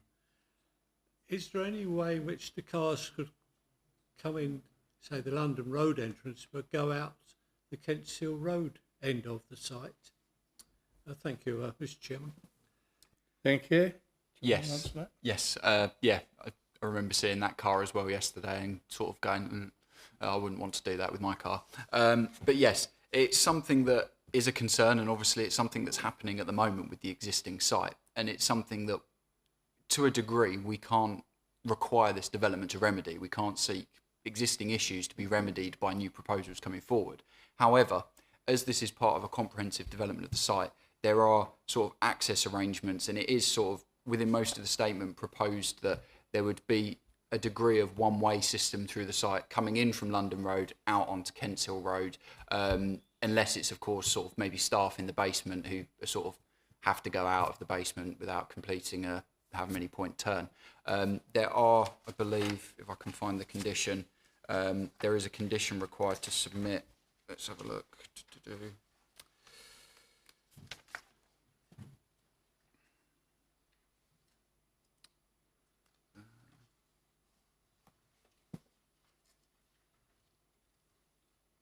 So there are conditions to require the management of the parking area and the access gates in order to try and prevent that sort of thing from happening.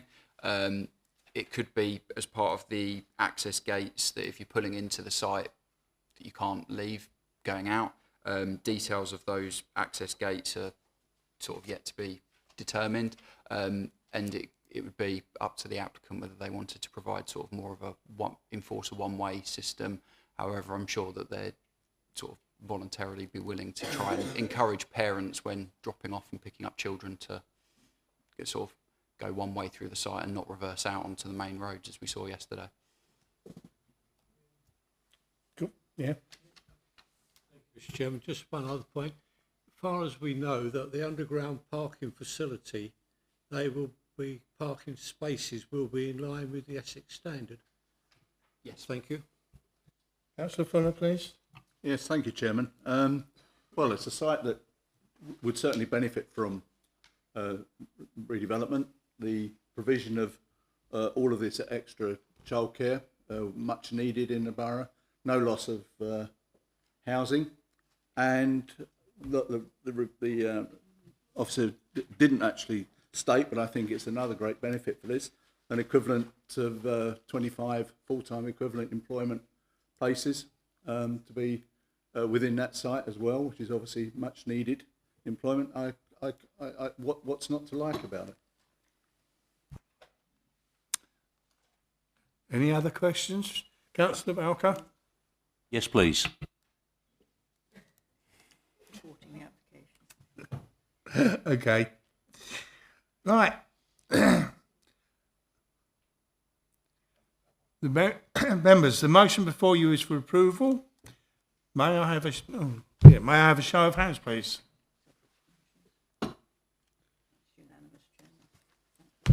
None against and no abstentions. Thank you very much. Okay. Item 5, 102 to 106 High Street, Canvey Island, Essex. I will now hand over to the planning officer to present this item. Thank you, Chairman. Yes, this application is for the change of use of the ground floor commercial units to create 2 flats with a first floor extension to provide a first floor to both of these flats. The site is located on the junction of May Avenue and High Street here. So you've got a number of residential properties to the rear of the site here. There's also some flats at first floor level here and above the shops over here. And you've got a number of commercial properties, including an MOT and service garage adjacent to the site to the east. These are some photos of the site that were taken earlier in the application process. Members who visited will know that scaffolding is no longer there. There's 3 existing first floor flats on this site. They're all 1-bedroom flats, and they are, I believe, from what the chairman was saying yesterday, at least one of them is rented out, and the others are currently vacant. Prior to this application, the commercial units at ground floor level were occupied by a haberdashery shop and an accountancy firm.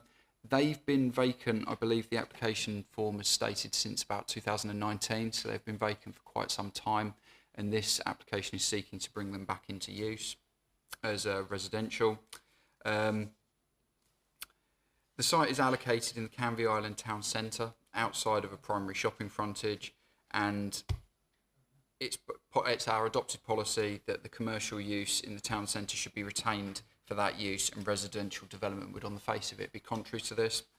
The NPPF requires a positive approach in providing housing, which is supported by the latest annual monitoring report, which currently shows that we have a 1.86 5-year housing land supply.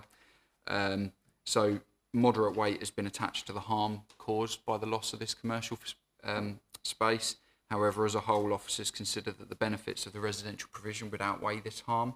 And it's for this reason that the application is presented to committee tonight, because similar to the previous application, this is a departure from the adopted local plan and the allocation contained within it. However, officers are not recommending an objection to this proposal on this principle. Officers are accepting of the principle of residential development on this site. So if we look a little bit more at the development itself, so these are some more shots of the site. This is from the car MOT garage. This is from May Avenue, and this is the rear of the site with the parking area. You will see here that we've got the existing ground floor plan and existing first floor plan. They're a little bit smaller, but you've got sort of 2 or 3 units across here, depending how they're configured. Most recently, they're configured with 2 commercial units at the front, along with 6 parking spaces at the rear. The first floor plan, again, there's 3 residential flats. So the proposal is to provide 2 flats with a first floor area as well. So at ground floor level, you would have flat 1 would have a large open plan living area with a bedroom, with a double bedroom and a bathroom, and then the other flat would have a single bedroom at the front with an open plan living area and a small amenity area to the rear. At first floor level, the floors are over the other flats, so it would be, one of the flats would be, I think, what is called a flying freehold, and these are the areas that provide the flood safe refuges. So there's no concerns with this application regarding flood risk to the occupants. And then this shows the roof. They're proposing a green sedum roof with roof lights. So you've got a comparison of the existing elevations and the proposed elevations. You can see here the first floor level that will be added to provide these flats with a first floor. I should note that, just to avoid confusion, there's another application that we've got in separate to this that is for a ground floor rear flat, which is what is sort of indicated by this sort of cloud around this part of the drawing. That isn't subject of this application, that's subject of a separate application, which is yet to be determined by officers. And then this shows the front elevation. At the front of the site is proposed to be what would be the majority of the flat's private amenity space. It would be a low-level wall with railing to segregate this area off from the public highway and footpath. As part of this application, it's recommended this evening for refusal by officers. This is because officers have concern regarding the inadequate provision of private outside amenity space. We don't consider that this area to the front of the dwellings is sufficient to provide private amenity space, and due to the low-level wall and railings, and if this were to be overcome, say, by providing a taller wall to screen it off or fencing, this would then leave occupiers of the flats with no outlook and poor levels of natural light, which are both contrary to policy, so a bit of a catch-22, but whichever way you spin it, there's an objection to the proposal on that basis.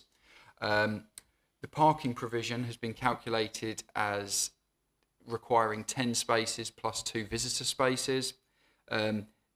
This proposal appears to reduce the number of spaces from 6 to 5, which is significantly below the requirement, and it's below even the 1-for-1 parking provision, which has previously been accepted for flats in sustainable locations.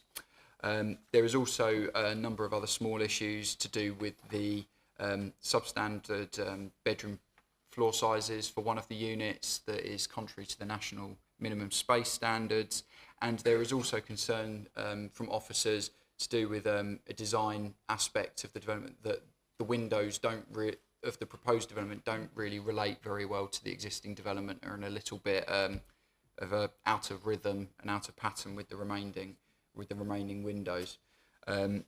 So therefore, for those reasons, 4 reasons, the application is put before you tonight with a recommendation of refusal.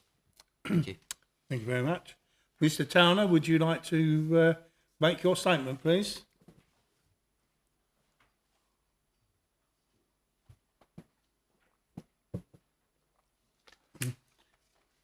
You have 3 minutes. Thank you. Representing the developer. It's understood that the case officer's report recommends this application be refused on the basis of 4 primary reasons. We would also like to note we've waited over 4 months beyond the initial decision date without receiving a formal request for extension or reasons presented by the local authority for the delay. Applicants were asked not to contact the LPA to avoid impacting further on these delays caused by the LPA themselves due to insufficient staff levels.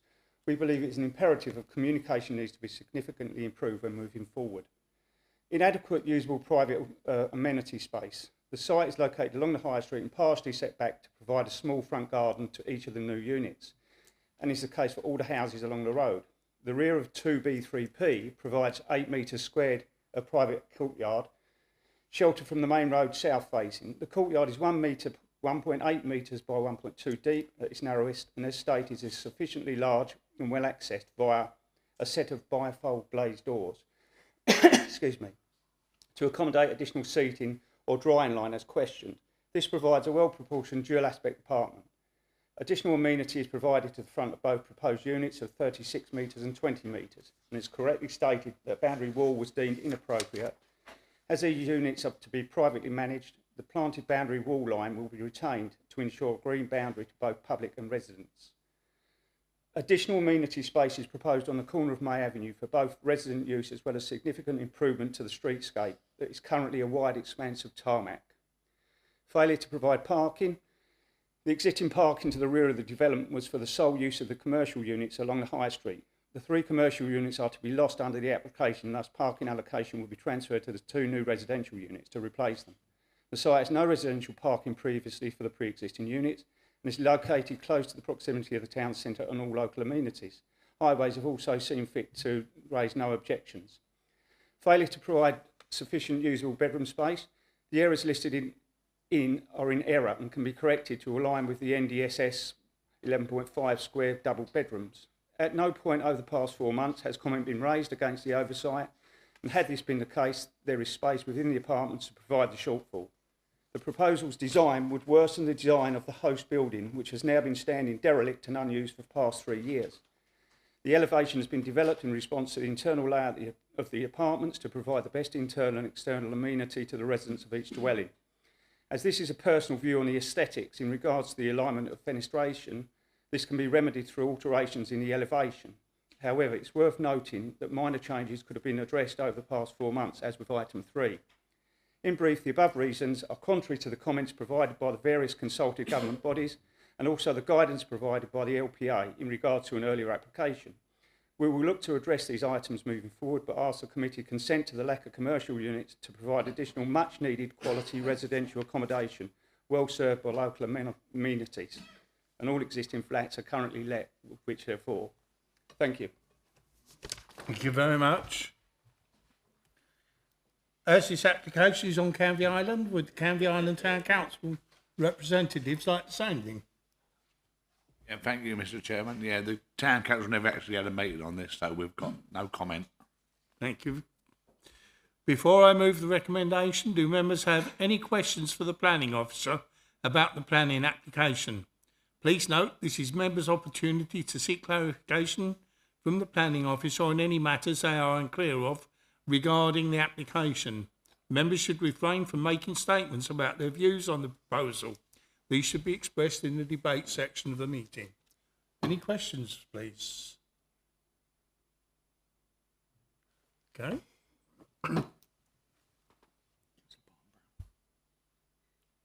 Okay. Sorry. Would you like to put your hand up a bit higher so I can see it? Because I've got looking at this chair. Thank you. I think it's important to note the other application that's in on the back of the building, because that does affect the parking on here. So being that there's not quite enough spaces anyway, I believe you're going to lose some of the parking spaces on the back with potentially the other development, which I think it's worth calling out. Because when I was on the site visit yesterday, it was quite tight around the back as it was, so further space is going to be lost. It's obviously made on the high road at May Avenue. You can't park down there. It's got a solid yellow line, etc. So parking is a concern for me here. Councillor Thornton, please. Oh, sorry. Yes, when the applicant spoke, he mentioned something about amenity space on the side. Is that taken into account when you've calculated the amenity space for the flats? Yes, so we did take this into account. However, we consider that it performs pretty poorly as a private amenity space. Whilst I'm not disagreeing, it's definitely private. It's not going to be overlooked by anyone. It's surrounded pretty much on all four sides by high-level walls from other parts of the development, and as I believe it's somewhere between, I think it's 1.8 metres deep to sort of about 1.4 metres deep. RDG6 says that for a balcony space on flats, which is potentially comparable to the size of this area, they need to be at least 1.5 metres deep and provide a floor area of 5 square metres. 5 square metres. Given the enclosed nature of this area, whilst it was counted as part of the provision, we don't think it actually provides a very good quality private outdoor amenity space. Whilst it's definitely more private than those provided to the front of the site on High Street, officers didn't feel that it sort of outweighed, and also it was only for one of the flats, not for both of them. Councillor Skip, please. Yeah, thank you, Chairman. My question also relates to amenity space. Now, you referred to in the report just now in your answer that there is poor quality amenity space, but apart from that, does this satisfy the council's requirements for public amenity space on this site, please? In terms of sort of pure area, yes. However, the requirement is that it says in RDG6 that it needs to be private. Personally, I don't know whether I'd like to go out there and have a barbecue, given that it's quite noisy along there, as we were there yesterday, and you've got people walking straight by the front. But yeah, it doesn't perform that privacy aspect of it that we would expect for private amenity space. Councillor Mumford, please. Thank you, Chairman. Going back to the dialogue between the local authority and the applicant, was there a pre-app meeting on this, or was advice sought from the local authority on what would be acceptable? I'm just looking at, along the lines of the reasons for refusal. Some of them seem pretty fundamental. I just wonder what degree of dialogue took place between us and the developer. So there was no pre-app for this. At the moment, our pre-app service is closed in order for minor applications, unfortunately, because we're not able to deal with the applications that we've got in at the moment due to the staffing levels. So as a result of that, there's been no pre-app. As you say, some of the reasons are more fundamental. Others, potentially, as the applicant said in his statement, are a bit more perspective and could be easily amended, such as the windows. They could be quite easily amended. However, because the scheme, there was more fundamental issues with it, it wasn't deemed necessary to go back and request amended plans. I just thought it would be better, to save people's time, money and effort if there was a better dialogue between developers and ourselves, because it would avoid some, potential pitfalls that might be able to be overcome, during the design stage of these applications. Thank you. Yeah, 100%. That's what the pre-app service is designed for, and it helps bring forward developments in a potentially much more favourable state. However, unfortunately, at the moment, as a department, we can't facilitate it. Are there any further questions? Okay. The planning officer's recommendation is that planning permission is refused for the reasons as set out in the report. For the purpose of debate, I move the recommendation. Who would like to speak first? Okay. Members, the motion before you is for refusal. May I have a show of hands, please? Those for the motion.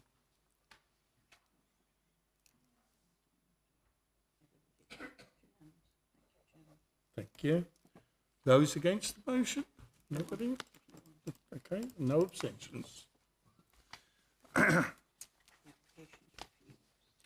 That application is now refused. I will now Item 6, land adjacent to 45 Taranto Road, Canvey Island, Essex. I will now hand over to the planning officer to present this item. Thank you, Chairman. So this application is adjacent to 45 Taranto Road on an area, what's known on Canvey as a grass ward or a green sward. And the application is to change the use of this land from open green space and as a grass ward to a private amenity area. as an extension of an existing residential property's garden, and to create a public footpath, hard surface public footpath with grass verge, and to install 2 lighting columns. So you can see the site here. The applicant property is edged in blue, number 45, and you've got this, what used to be part of Taranto Road. However, its vehicular access rights were extinguished at some point in the past, and currently it only has a public right-of-way for pedestrians over it. So you can see at the moment the site it's this area of grass here, and I'd like members to note that on the opposite side of the road is another, what used to be a greensward that went all the way from Taranto Road to San Remo Road, that was granted permission to have a house built on it by the Development Management Committee in 2019. So moving on, we've got the photos here. This is the property whose garden would be extended as part of this proposal, and you've got the other side here where a footpath is proposed to run adjacent to this fence. This is looking from the rear of the site towards the new build development that I mentioned, and you can see that there's an existing footpath that similar was done on this site here. So the proposal is to put a 1.8 metre fence around this part of the site here, along with a slight sort of visibility splay here to open up the rear of the footpath, and then there would be a 1.2 metre high fence on this small portion here nearest to the road to reduce the impact of the fence. Along the side here there would be a new public footpath created. It's proposed to be a 2 metre wide hard surface footpath with a 0.5 metre grass verge, which would look similar to this proposal here, which is the site on the opposite side of the road. So if I flick back to here, there's also proposed to be 2 street lighting columns put in to provide lighting so that it's not too dimly lit. There have been no objections to the proposal raised by Essex Highways or the police, who were consulted as a result of concern that was raised about potential increase in antisocial behaviour. The police raised no objection to this and said that there's no evidence that they have on Canvey Island of developments such as this and these alleyways being created on greenswards as increasing any crime or antisocial behaviour. The application has been presented to committee because it was called in by Councillor Sage on the basis that this is open public area and it would increase antisocial behaviour. It's not considered that it would appear out of character with the surrounding area, and it's recommended for approval tonight, subject to conditions that the footpath and lighting are provided prior to enclosing the land to enable permanent pedestrian access between the 2 roads, and also that no new buildings or hard surfaces should be constructed on this area of land without the prior formal consent of the local authority in order to control potential surface water runoff issues and drainage issues on the site. So, thank you. Thank you very much. Mr. Maher, would you like to make your statement, please?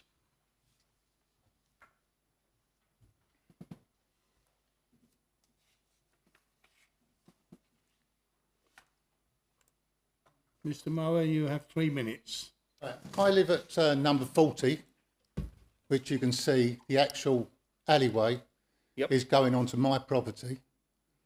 I've lived in the place for 31 years, right? And also, it's a shared driveway. And what will be happening is it will be going into where a car is parked quite often, and it's used by 6 cars, all right? And there'll be a blind spot. And where at the moment we can see people walking across and we can see the general public coming into view, we will not be able to see the general public coming into view. And I believe that it's a danger to life apart from it going into my property in the first place.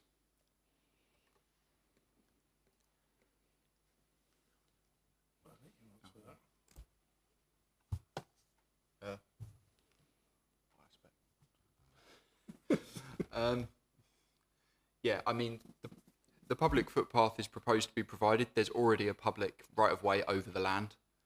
So this is just moving it slightly over to one side rather than there being a public right-of-way over the entire site. it would be concentrating that public right of way over to one side of the site. There's already pedestrians transiting across the site. It's not from a highways perspective and from our sort of local policy aspect. We don't raised any objections to the proposal on this basis. It's well lit. It will be well lit, and there's sufficient space for pedestrians to be able to move across the site as there is currently. Obviously, like it going into my property in the first place, and there's 6 cars you regularly use the shared driveway, all right? And what will actually be happening, you won't be able to see the people, and then after they exit, they turn left or whatever, or even they go right, and all of a sudden you'll be going and they'll be walking directly on to a shared driveway, all right? And it is a danger to life, or at least injury, all right? And apart from anything else, which I'll say again, the alleyway being proposed is exiting on my property. Yeah. Where? Here? Yeah. I mean, the back corner of the site is cut in. The fence is proposed to be at an angle to allow people to concrete, and that is part of my property. It's in the deeds and everything. It's my property where the alleyway is exiting. Land ownership isn't part of the plan. It is not material planning consideration. Apart from that, and then what you're talking about is once they come out, where 6 cars are using it at the moment, all right, regular use, and you've got people which will be coming straight from the alleyway and going directly. So I believe it's a danger of life. Yeah. Sorry, Chairman. The members of the public have the right to address the committee, not engage with debate with the officers. So if you could just complete your statement to the committee, and then we can move on with consideration of the application. Okay. So I'm sorry, this is not part of this debate. It's not part of the debate. A danger of life is not part of the debate. No, I'm afraid it's not. It's not. Not for this committee. So are you going to say like that if I hit somebody, it will be your fault for putting that in? Or if my neighbours hit somebody... This is nothing. What you're saying is nothing to do with this committee. So where do I take it? You tell me where I take it, because, I mean, I've got professional help anyway, and I will take it further. We're not in a position, and we cannot give you advice on what to do and where to go with this. Okay, that's fine. I'll get professional advice anyway. Okay. All right. But, I mean, at the moment, what you're doing, the proposal is a danger to life, and you're saying that's not your responsibility. Yeah, we've already accepted that. Thank you. Okay. Thank you very much.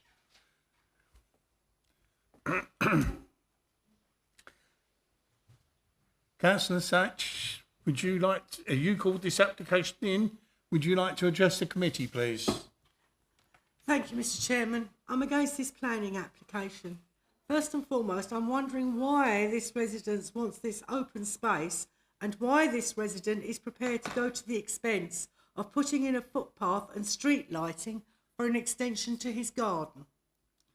The proposal results in the loss of valuable community open space and a formation of a narrow pedestrian footpath bound by high fencing, which would provide an oppressive pedestrian environment that fails to promote public safety and take proportionate steps to reduce vulnerability to crime, contrary to government guidance. As the previous application for Lionel Road, the police objected to the alleyway. Yet here the police are not objecting to the alleyway. It may be due to operational reasons that the police cannot say anything about this alleyway. We don't know. There could also be utilities under this space which are integral to the infrastructure of Canvey Island and should not be moved, as in previous applications with these greenswalds, these infrastructure has been moved. This green space is used for flooding purposes, as this road is prone to flooding, and as the green ward, as stated by the officer, on the opposite side has been built on and concreted over. This is now needed more than ever to prevent flooding in this area. The loss of the undeveloped grass public footpath would be detrimental to the character of the area. Under the National Policy Framework, planning policies and decisions should be to protect and enhance public right-of-ways and access. This is a public access. Thank you. Thank you very much. Before I move the recommendation, do members have any questions for the planning officer about the planning application?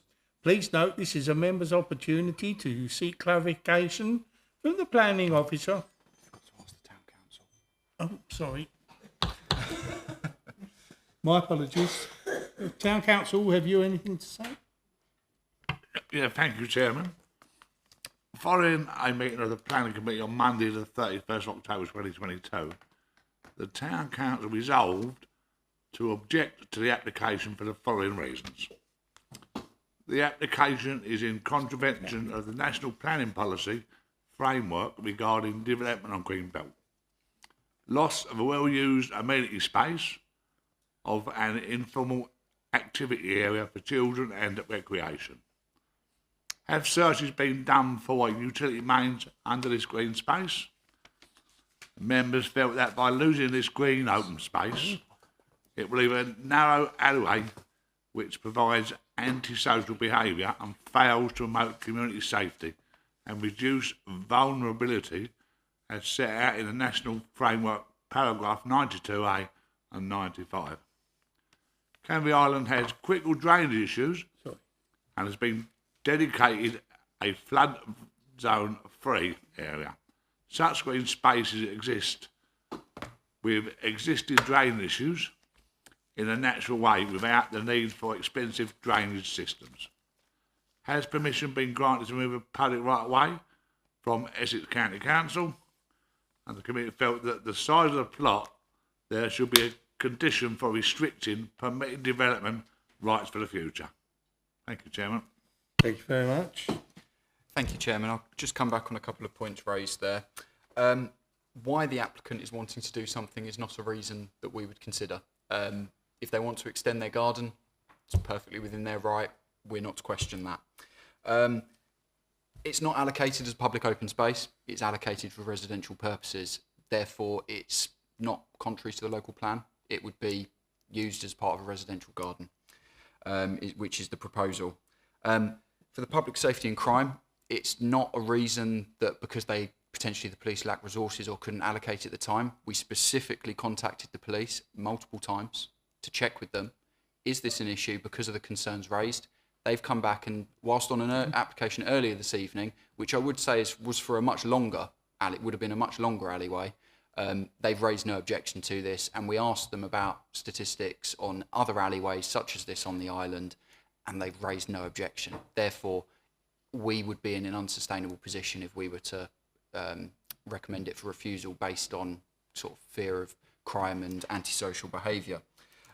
Utilities going through the site, this is not a planning concern. If it's just going to be putting a fence around it, if they need to move any utilities, that would be between the statutory undertakers or the owners of the utilities. So if there's any drainage going through the sites, that would be between the applicant and maybe Anglian Water or Essex and Suffolk Water to deal with, not part of this application. I agree, it is a drainage area, although Canvey is on clay soil, so permeability is somewhat limited. However, that is why it's recommended for approval with a condition restricting the potential hard surfaces and outbuildings on the site to prevent this from happening, so that if the applicant did want to do something, they would have to submit an application to the council, and as part of that we would be able to consider a drainage strategy to compensate for that, as we do with other developments on the island. To do with the argument about character, it's not been supported at appeal with these grass wards that the loss of them would affect the character of the area. There are it's included in the report before you. that inspectors have found on appeals at 81 May Avenue and 88 Holbeck Road that the contribution these isolated sites make to the wider character and appearance of the streetscape is limited. So therefore, it's not considered that this would be out of keeping with the surrounding area or out of character. Turning to one of the other, it's not greenbelt. This was put in the, I believe, in the Canvey Island Town Council response. It's allocated for residential purposes, so greenbelt policy does not apply. And as far as a public right-of-way goes, how other sites such as this have worked is that it's not part of the planning process. However, they will apply to Essex County Council public rights-of-way team to stop up or divert the public right-of-way. And then that's a separate process that's dealt with by Essex County Council. Thank you. Before I move the recommendation, do members have any questions for the planning officer about the planning application? Please note, this is a member's opportunity to seek clarification from the planning officer on any matters they are unclear regarding the application. Members should refrain from making statements about their views on the proposal. These should be expressed in the debate section of the meeting. Are there any questions? Councillor Fuller, please. Thank you, Chairman. Can I ask the planning officer very simply, just a sort of a distillation really of what this report contains? Am I right in my understanding that this is a piece of land which is owned in its entirety by the applicant, that has an existing right-of-way, and the applicant is seeking essentially to fence it off and incorporate it within his garden area? Yes. Thank you. Councillor Skip. Thank you, Chairman. Through you, I'd like to ask now two questions. I had one now, I've got two now as a result of the previous speaker. Can you confirm that all permitted development rights will be removed from this site, okay, for future? And secondly, can we also confirm that the actual site that's being enclosed in no way encroaches onto anything other than public right of way, please? So I'll start with your second question. What is proposed to be enclosed is this area that's set out here. Condition 2 of the recommendation sets out that the development should be carried out in accordance with the approved plans. If anything else were to be enclosed as part of that, then that would be subject to enforcement action if it wasn't carried out in accordance with the plans before you this evening. And then with the permitted development rights, it's condition 4 of the recommendation before you, that no new buildings or hard surfaces shall be constructed on the site without the prior formal consent of the local authority. So that's what's proposed to be prohibited.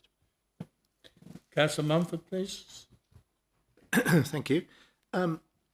Is it the planning officer's opinion that if these green swards have been protected within a neighbourhood plan, then we perhaps wouldn't be in the situation we are now with regards to planning applications coming in on these? Thank you. I don't know, because I'm not that familiar. I'm aware of neighbourhood plans, but there isn't a neighbourhood plan in this instance, and so we wouldn't be able to give anything like that consideration. And a short answer is I don't know whether if there was protection under a neighbourhood plan. Kim might know more. Through you. So if we had a local plan with an adopted policy in it, they would be protected. We don't, so they aren't. Are there any other questions at all? No? Okay.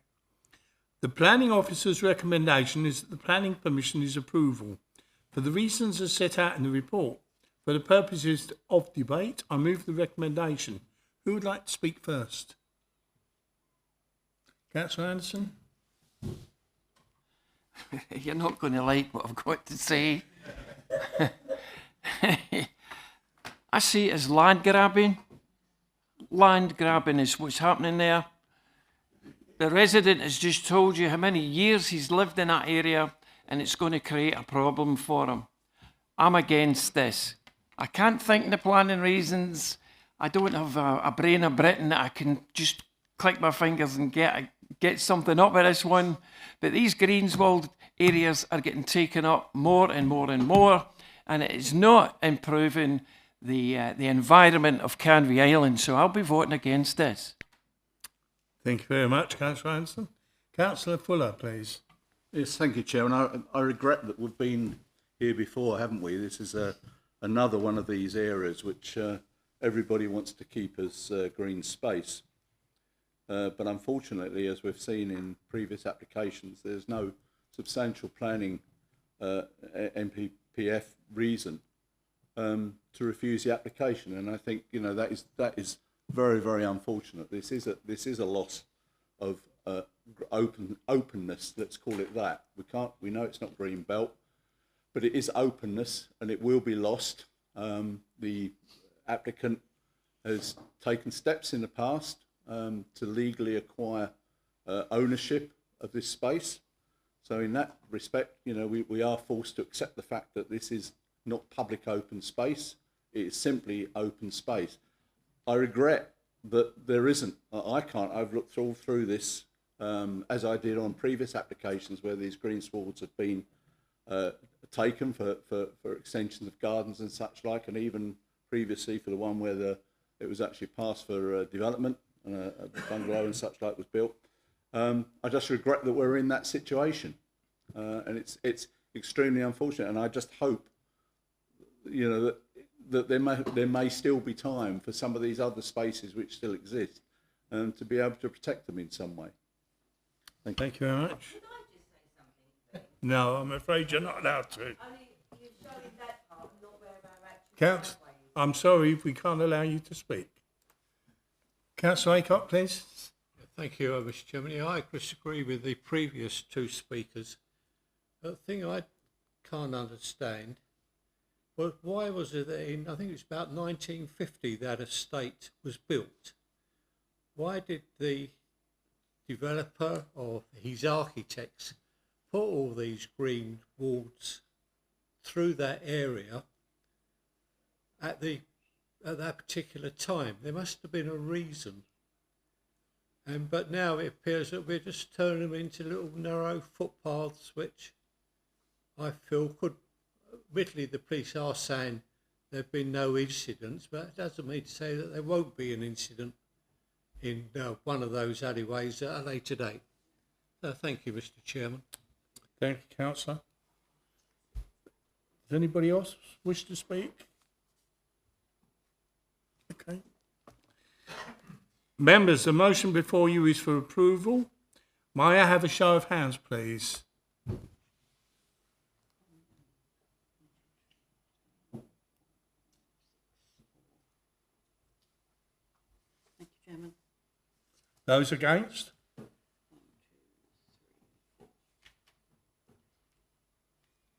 recommendation to approve is carried. Okay. Members, the motion before you is for approval and it is carried. Shame on you. Shame